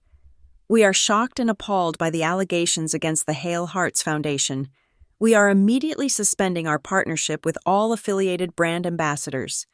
Lana, faced with the loss of her income, did what she knew best. She turned on her camera and cried. It was a 40-minute, rambling, disastrous video. I can't believe this is happening," she wept, her mascara running in perfect, photogenic streaks. "People are saying such hateful things. My family is being attacked. I don't know anything about numbers. I just wanted to share my light. And now everything is being taken away from me." It was a public-facing nervous breakdown. And in the entire 40 minutes, she never once mentioned my name, the slap, or the foundation. It was all about her pain, her lost contracts. The comments were brutal. "She's crying about her sponsors, not the fraud. This is the emptiest apology I've ever seen." Then there was my father. Graham Pierce did not go on television. He did not post a video. He did what he always did. He built a wall. His social media accounts were locked. All comments were disabled. The pretty pictures were now hidden behind a digital curtain. Then he sent an internal-only email to the staff of Pierce Realty Holdings. Naomi had it within an hour, forwarded from a source inside his company. Subject: A message from Graham. Team. You may have seen a deeply misleading and irresponsible article today regarding my family and the Hale Hearts Foundation. I want to assure you that these are baseless attacks, born from a business dispute, and they are being handled by our legal team. Our work at Pierce Realty continues. Stronger than ever, the family is fine. Our foundation's work is vital and transparent. Do not be distracted by this noise. We continue to build. Graham. The family is fine, I read, out loud. He wasn't speaking to his employees. He was speaking to his investors. He was trying to stop the bleeding. He failed. Naomi's phone rang. It was her contact at the Financial Times. The board at Pierce Realty just called an emergency meeting, she told me, her voice buzzing. A major stakeholder, a Boston hedge fund, is formally questioning the unrestricted cash transfers from the corporate accounts to Hale Hearts. They are seeing it as a gross misuse of capital and a massive liability risk. They are asking why company money is entangled with a foundation now under criminal investigation. My father's firewall was collapsing. He had tried to use his family to protect his business. Now, his family was the liability threatening to destroy it. My own company's response was the polar opposite. The ArcLight Communications team received calls. We have a firm, no-comment policy on the personal lives of our employees. Jules told me, standing in my lab doorway, "You are Dr. Blake. You are our lead researcher. That is who you are here." They did, however, update the careers page on their website with a new statement of values. It was subtle, but clear. ArcLight is committed to a culture of empirical truth and personal integrity. We actively support our employees in the face of psychological harassment, gaslighting, and the misrepresentation of facts. They didn't just protect me, they publicly validated my position without ever mentioning my name. Then, my own inbox exploded. It started as a trickle, then became a flood. Hundreds of emails. Not from journalists, but from strangers. Subject: I saw the article. Me too. Subject: the pretty picture. I read them for hours, my hands shaking. My father used to break a dish in a rage, then force my mother to smile for a photo with him while the glass was still on the floor. He called it moving on. Thank you for giving this a name. I am a lawyer in Chicago. I just left my husband. For our entire marriage, he called me dramatic and unstable. I found out he was telling our friends I was ill to cover for his own affairs. Your story, the narrative support. It's the first time I've ever heard someone describe this tactic. My family polished everything. My brother's addiction was exhaustion. My mother's depression was a quiet spell. I was the difficult one because I was the only one who told the truth. Email after email, from men and women, from all over the country. They were not just stories of violence. They were stories of systemic, calculated psychological manipulation. Stories of being gaslit, of having your reality denied and overwritten by a more convenient family story. I realized, sitting in the glow of my monitor, that this was never just about a slap. It was about a silent, pervasive epidemic of families who chose the pretty picture over the truth. I was not alone. I was just the first one with a $20,000 invoice as proof. My rage, which had been cold and focused, was now something else. It was a burden, a responsibility. The next text message came from a number I didn't recognize. Marin, this has gone too far. We need to talk. Alone. No lawyers. I can wire you the money. Whatever you want. Just make this stop. Meet me. M. Monica. The PR had failed. The talk show had backfired. This was the bribe. The last-ditch effort to buy my silence. I thought about the hundreds of emails. I thought about the patients at Barton Ridge, the ones who needed the research my project was built on, the ones her foundation was supposed to be helping. I texted Theo. Monica is offering a payout. No, he replied instantly. Accountability, not a transaction. I replied to Monica. No meeting. The time for private conversations is over. My terms are public. 1. A full, public apology from you and my father. detailing the truth of the graduation and the subsequent cover-up. 2. You will both permanently resign from the Hale Hearts Foundation. 3. All money diverted to Starling and Company and all funds from Pierce Realty will be repaid in full to the foundation, which will then be dissolved and its assets transferred to a legitimate, independent charity for spinal cord injury patients. She did not reply. The last message of the night came very late, 11:30 p.m. It was from my father. It was not an apology. It was not a threat. It was, I realized, the only truly honest thing he had ever said to me. I don't understand why you are doing this. I just wanted everything to be pretty. I stared at the words. I just wanted everything to be pretty. The motto of his entire life, the justification for every lie, every act of cruelty, every photo. The pretty picture was more important than the person in it. I typed my reply, one sentence. Pretty isn't the truth. I turned off my phone. I tried to sleep. The next morning, there was a package waiting for me at my apartment door. The same stiff brown envelope, the same anonymous, blocky handwriting. It was thicker this time. I took it inside, my heart hammering. I tore it open. There was no note, just a single, thick, bound legal document. I read the cover page. Prenuptial agreement between Graham Pierce and Monica Hale. I sat on my floor, the morning light hitting the concrete, and I began to read. I skipped the financial disclosures, the asset divisions. I went straight to the penalty clauses, and I found it. Article 9, Section 4.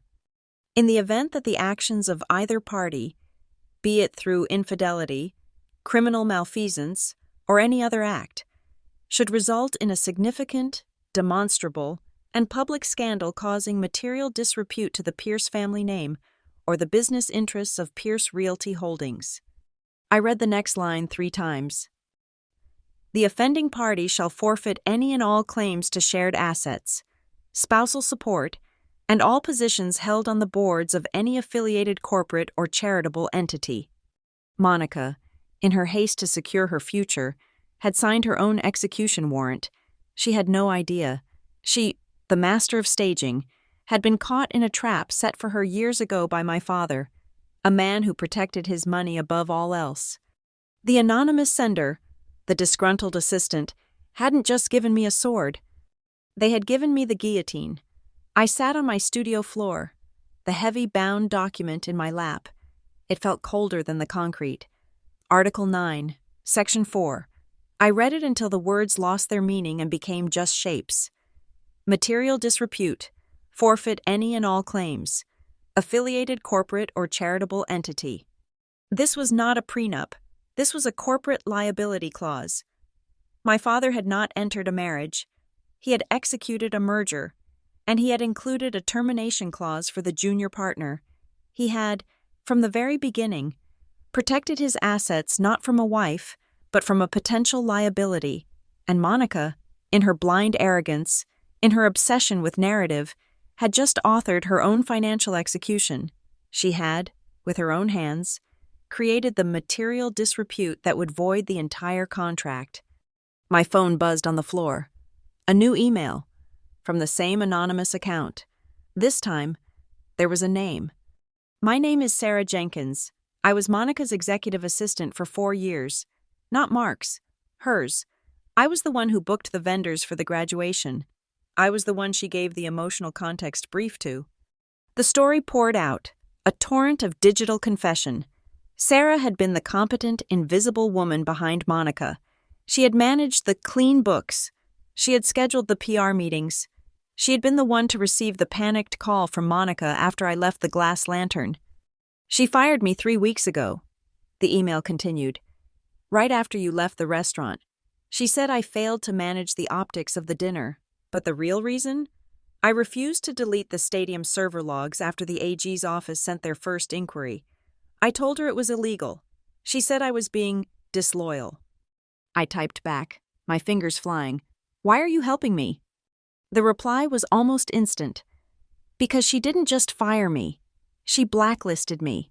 She called my new job offer, a job I have worked for my entire career, and told them I was emotionally unstable and prone to fantasy. She used your script on me. She has to be stopped. She thinks everyone is a prop. A final email came through. One more thing. You think your father is innocent in this. He's not. He's just a coward. Check your inbox. I'm forwarding you his true colors. I clicked refresh. An attachment. A screenshot of an email chain from the day after my graduation. The sender was Graham. The recipient was Monica. Graham. That moment yesterday, with Marin, it was too much. Mark Jenkins said it's on the stadium cameras. We need to get it cut. It's a liability. It's sloppy. Monica. No, leave it. It will be useful. Stop being weak. My breath hitched. I read it again. Liability, sloppy. My father had known. He had seen it. Registered it not as a trauma, not as an assault, but as a potential business problem. His first instinct was not to comfort his daughter, but to erase the evidence, not because he was protecting me, but because he was protecting the brand. And Monica, the superior strategist, had overruled him. She knew the conflict was the key to the story. I forwarded everything to Theo and Naomi. The digital signature on the email header is authentic, Naomi confirmed within minutes. It's her, Sarah Jenkins. She's real. This is it. Theo's voice was grim over the phone. The email from your father proves scienter, guilty knowledge. He knew about the assault and actively participated in the cover-up, the prenup. That's the civil case. That's the leverage. I'm preparing the full petition. We're no longer just asking for an investigation. We're filing suit. But I had one more thing to do. The legal case was clean. The emotional one was still a gaping wound. I knew where he would be. I didn't text.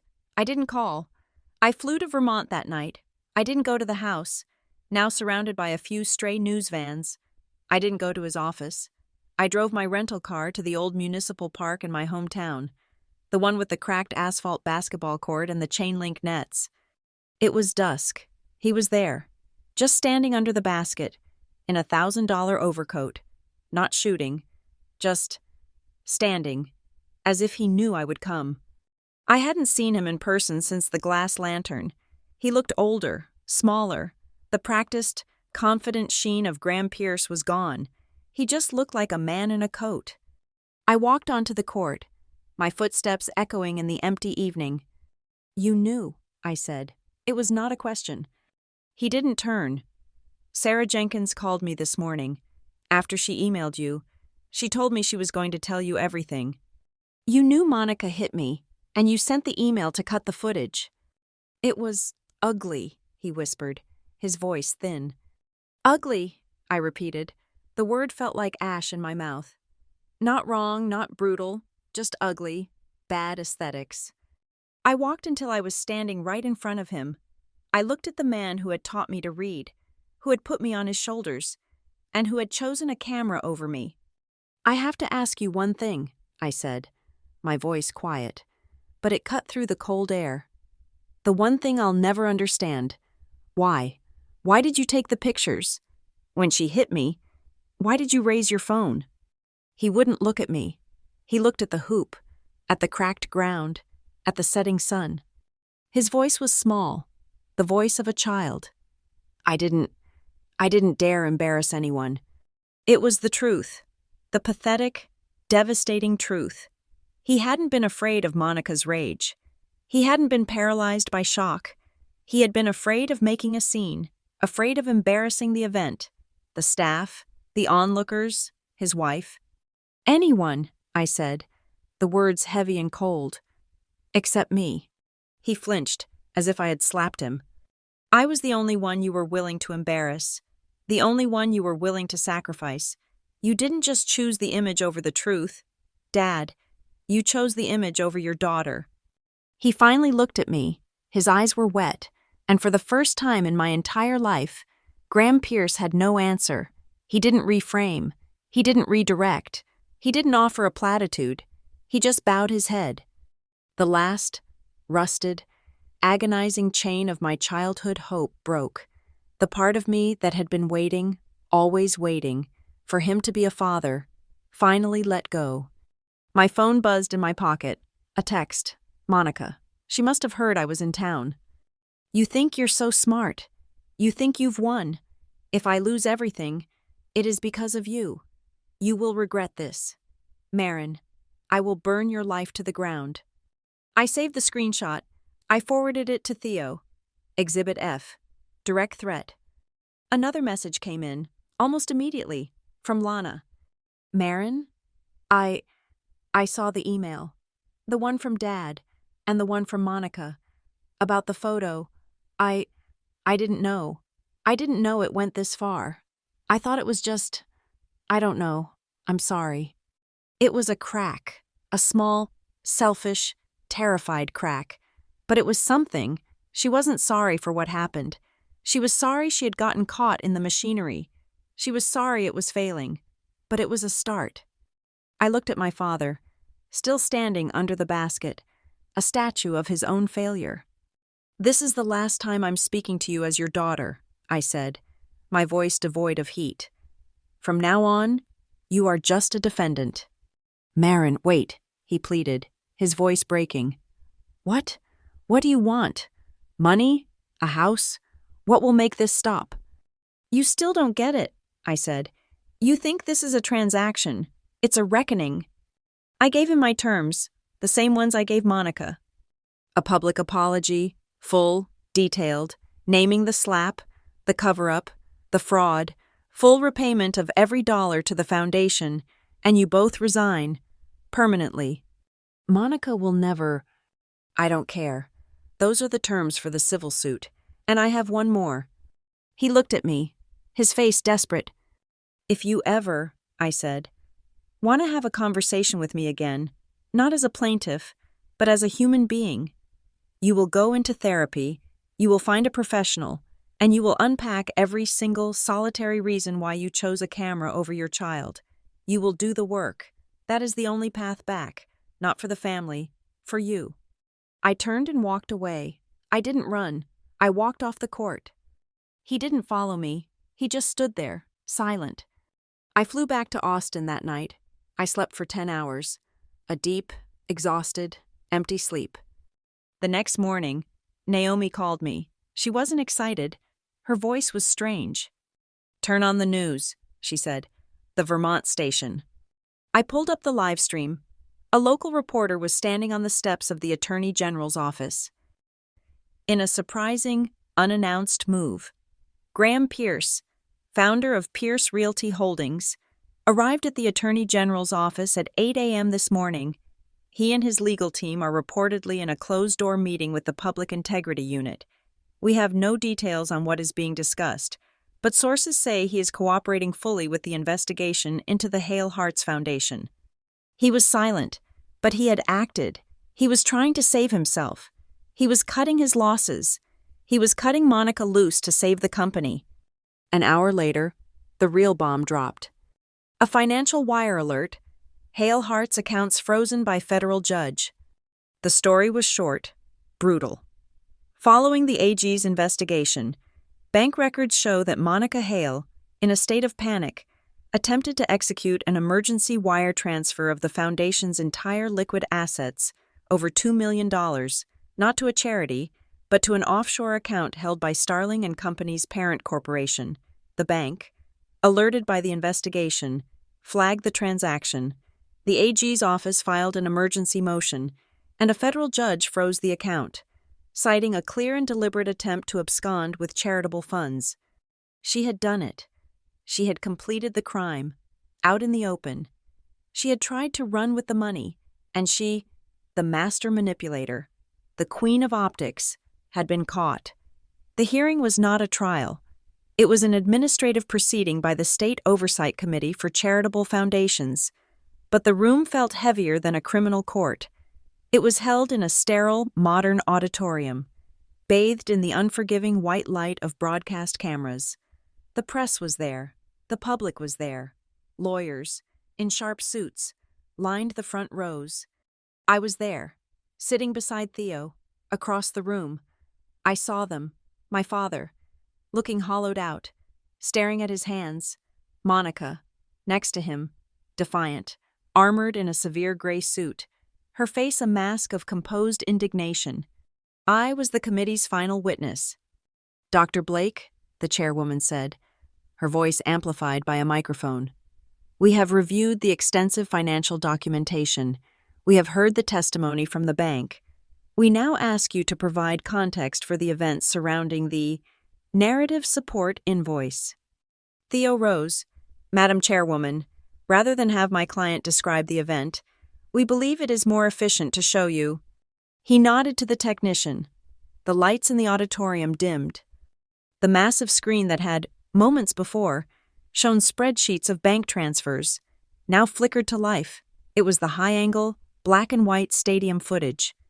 The room was silent. We watched the ants mill about. We watched me approach. We watched Monica lean in. And then, at the timestamp of 6:20, we watched her hand connect with my face. A collective gasp sucked the air from the room. It was sharp, audible. A woman in the press row whispered, "Oh my God." Theo let the clip play for 10 more seconds. My father, pivoting, Lana, telling him to hurry up, the handler, pulling the staffer back, Monica, smiling and fixing her hair. "That," Theo said into the silence, "is the event that required a $20,000 consultation fee from a charitable foundation." "Objection!" Monica's lawyer shot up. "This is inflammatory. This was a private, family moment. It was a stressful situation. My client was under immense pressure." Monica leaned into her microphone. "It was," she insisted, her voice breaking with practiced hysteria. I was under enormous stress. I apologized immediately. It was a mistake.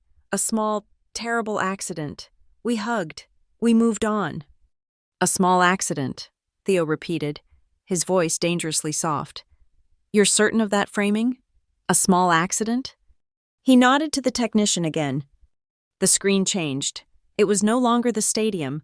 It was the hot, bright studio. It was the behind-the-scenes footage Naomi's tech had captured. We saw Mark Jenkins, the PR man, looming over me. His voice, captured by the independent audio, filled the auditorium, sharp and clear. "You will say it. The line is, 'It was a small accident, and my family has healed. You will say it.'" We heard my voice, calm and clear. "No, that is a lie." We heard Jenkins threaten me. "You will say it, or we will use the full power of Starling and Pierce Realty to destroy your little career. We will paint you as an unstable, hysterical, pathetic liar." The screen went black. The silence in the room was absolute. It was no longer shock. It was cold, pure rage. Monica was ashen. Her composure was gone, shattered. She was staring at her lawyer, who was staring at his notes, his face pale. She had been caught, not just in the lie, but in the meticulous, documented construction of the lie. The financial records, the bank statements, they all pointed to the same unavoidable truth. The chairwoman looked at Monica. "Mrs. Hale, you call it stress.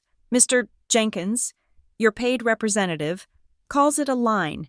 He will use corporate power to enforce. The foundation's invoice calls it narrative support.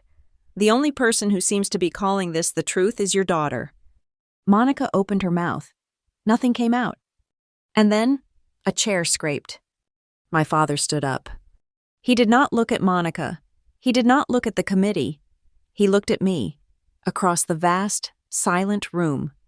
His voice was not the booming, confident voice of Graham Pierce, the developer. It was a rasp. It was thin, and it trembled. "She is right." The cameras all swiveled to him. Monica whipped her head around, her eyes wide with betrayal. I knew." My father continued, his voice breaking. "I saw it. I knew it was wrong. And I told them. I told them to use the happy photo. The pretty picture." He was weeping now, openly, his shoulders shaking. I chose the image," he choked out. "I chose the image over my child." He collapsed back into his chair, covering his face with his hands. The room held its breath. That confession was the gavel. It was the end. The committee's ruling was swift and brutal. The Hale Hearts Foundation was to be immediately dissolved. They were ordered to repay every single dollar funneled from Pierce Realty and every dollar paid out to Starling and Company, a sum totaling over $2 million. Monica Hale and Graham Pierce were banned from serving on the board of any charitable organization in the state for a period of 5 years. The recovered funds, the chairwoman concluded, would be transferred in their entirety to a state-managed fund for spinal cord injury patients, the very fund that the Barton Ridge Hospital, my employer, partnered with. My work would be funded, not by their fraud, but by its restitution. It was, Theo assured the committee, a solution I had requested, one that posed zero conflict of interest and ensured the money went exactly where it was supposed to go. The second verdict came 2 days later, in a sterile lawyer's office, the prenup. With the public finding of material disrepute and financial malfeasance, Article 9, Section 4 was triggered. Monica's claims to my father's assets were nullified. Her position on the board of Pierce Realty was forfeited. She was left with nothing but what she had entered the marriage with. She was, in the end, just a bad investment my father had finally written off. The fallout was quiet and total. Lana, to my surprise, was the first to wave a true white flag. She deleted her entire social media history, her entire feed, a monument to sponsored lies, vanished. She re-emerged a week later with a single unedited video, no filter, no makeup, just her face, pale and puffy. "I'm sorry," she said, her voice small. "I was a coward. I lived in a world of pretty pictures, and I didn't care what was happening outside the frame. I didn't know the specifics, but I knew enough, and I didn't stop it." She announced she was going back to school, majoring in psychology. Her new tiny feed became a quiet space where she posted resources for mental health, links to articles on gaslighting by actual, cited experts. She was, for the first time in her life, doing the work. The committee offered me the chance to make a final statement. I stood at the podium. I did not look at my father or at Monica. I looked at the cameras. "This was never about winning," I said, my voice steady. "This was not a victory. It was a validation. For too long, families like mine have used privacy as a shield to hide abuse and forgiveness as a weapon to demand silence. I am just one person, but I hope this case serves as a message." I paused, thinking of the hundreds of emails in my inbox. I want the girls who come after me to know that their pain is real, even if it is not photographed. I want them to know that they do not have to prove their trauma with a video to be believed. Your truth is enough. After the hearing, in the chaotic press scrum on the courthouse steps, I felt a hand on my arm. It was my father. He looked empty in his hands. He was holding his old camera, the one from the graduation. He held it out to me. "You should have this," he said, his voice raw. To remind me that the lens, it has to be pointed at the truth, no matter what." I looked at the camera. The weapon that had started all of this, I did not take it. "You keep it, Dad," I said, my voice not unkind, but firm. "You're the one who needs the reminder." I left him standing there and walked to the curb, where Naomi and Theo were waiting. Naomi grinned, shielding her eyes from the sun. "Well," she said, "I guess that third package from Sarah Jenkins won't be coming. Looks like she got her good reference after all." We started to walk, and just then, the heavy, humid Austin sky broke. A short, sudden downpour began. The rain was cool, not cold. I stopped on the sidewalk, ignoring the chaos of the departing crowd, and just turned my face up to the sky. I let the rain wash over my face. It felt like a release. There was no phantom lipstick stain on my cheek. There was no burning shame. There was just quiet, a feeling of lightness. The case was closed. That night, in my apartment, I found the framed graduation photo Monica had sent me in the mail, the one she had tried to use as an olive branch. I took it out of the frame. I looked at the smiling, lying faces. I tore the photograph in half, and then in half again. I took a clean white piece of cardstock from my desk. I picked up a simple black pen, and I wrote 3 lines. My new equation. Beauty equals truth plus accountability. I slid the card into the frame and placed it on my desk.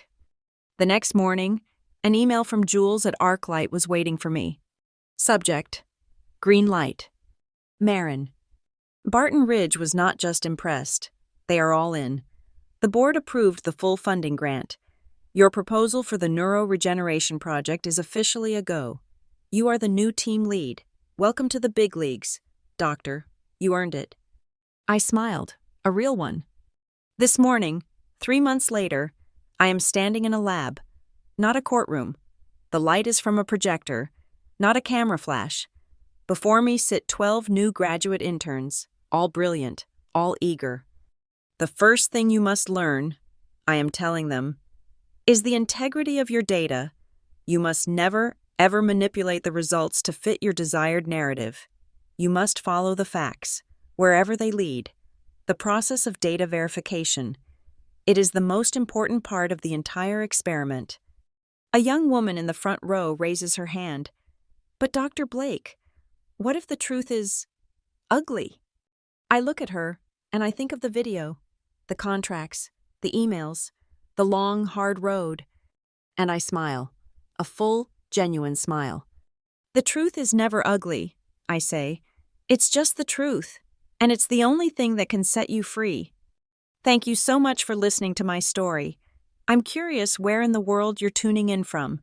So let me know in the comments and share your thoughts. Please subscribe to Lila Revenge Stories, like this video, and give it a boost by hitting that hype button so more people can have their voices heard.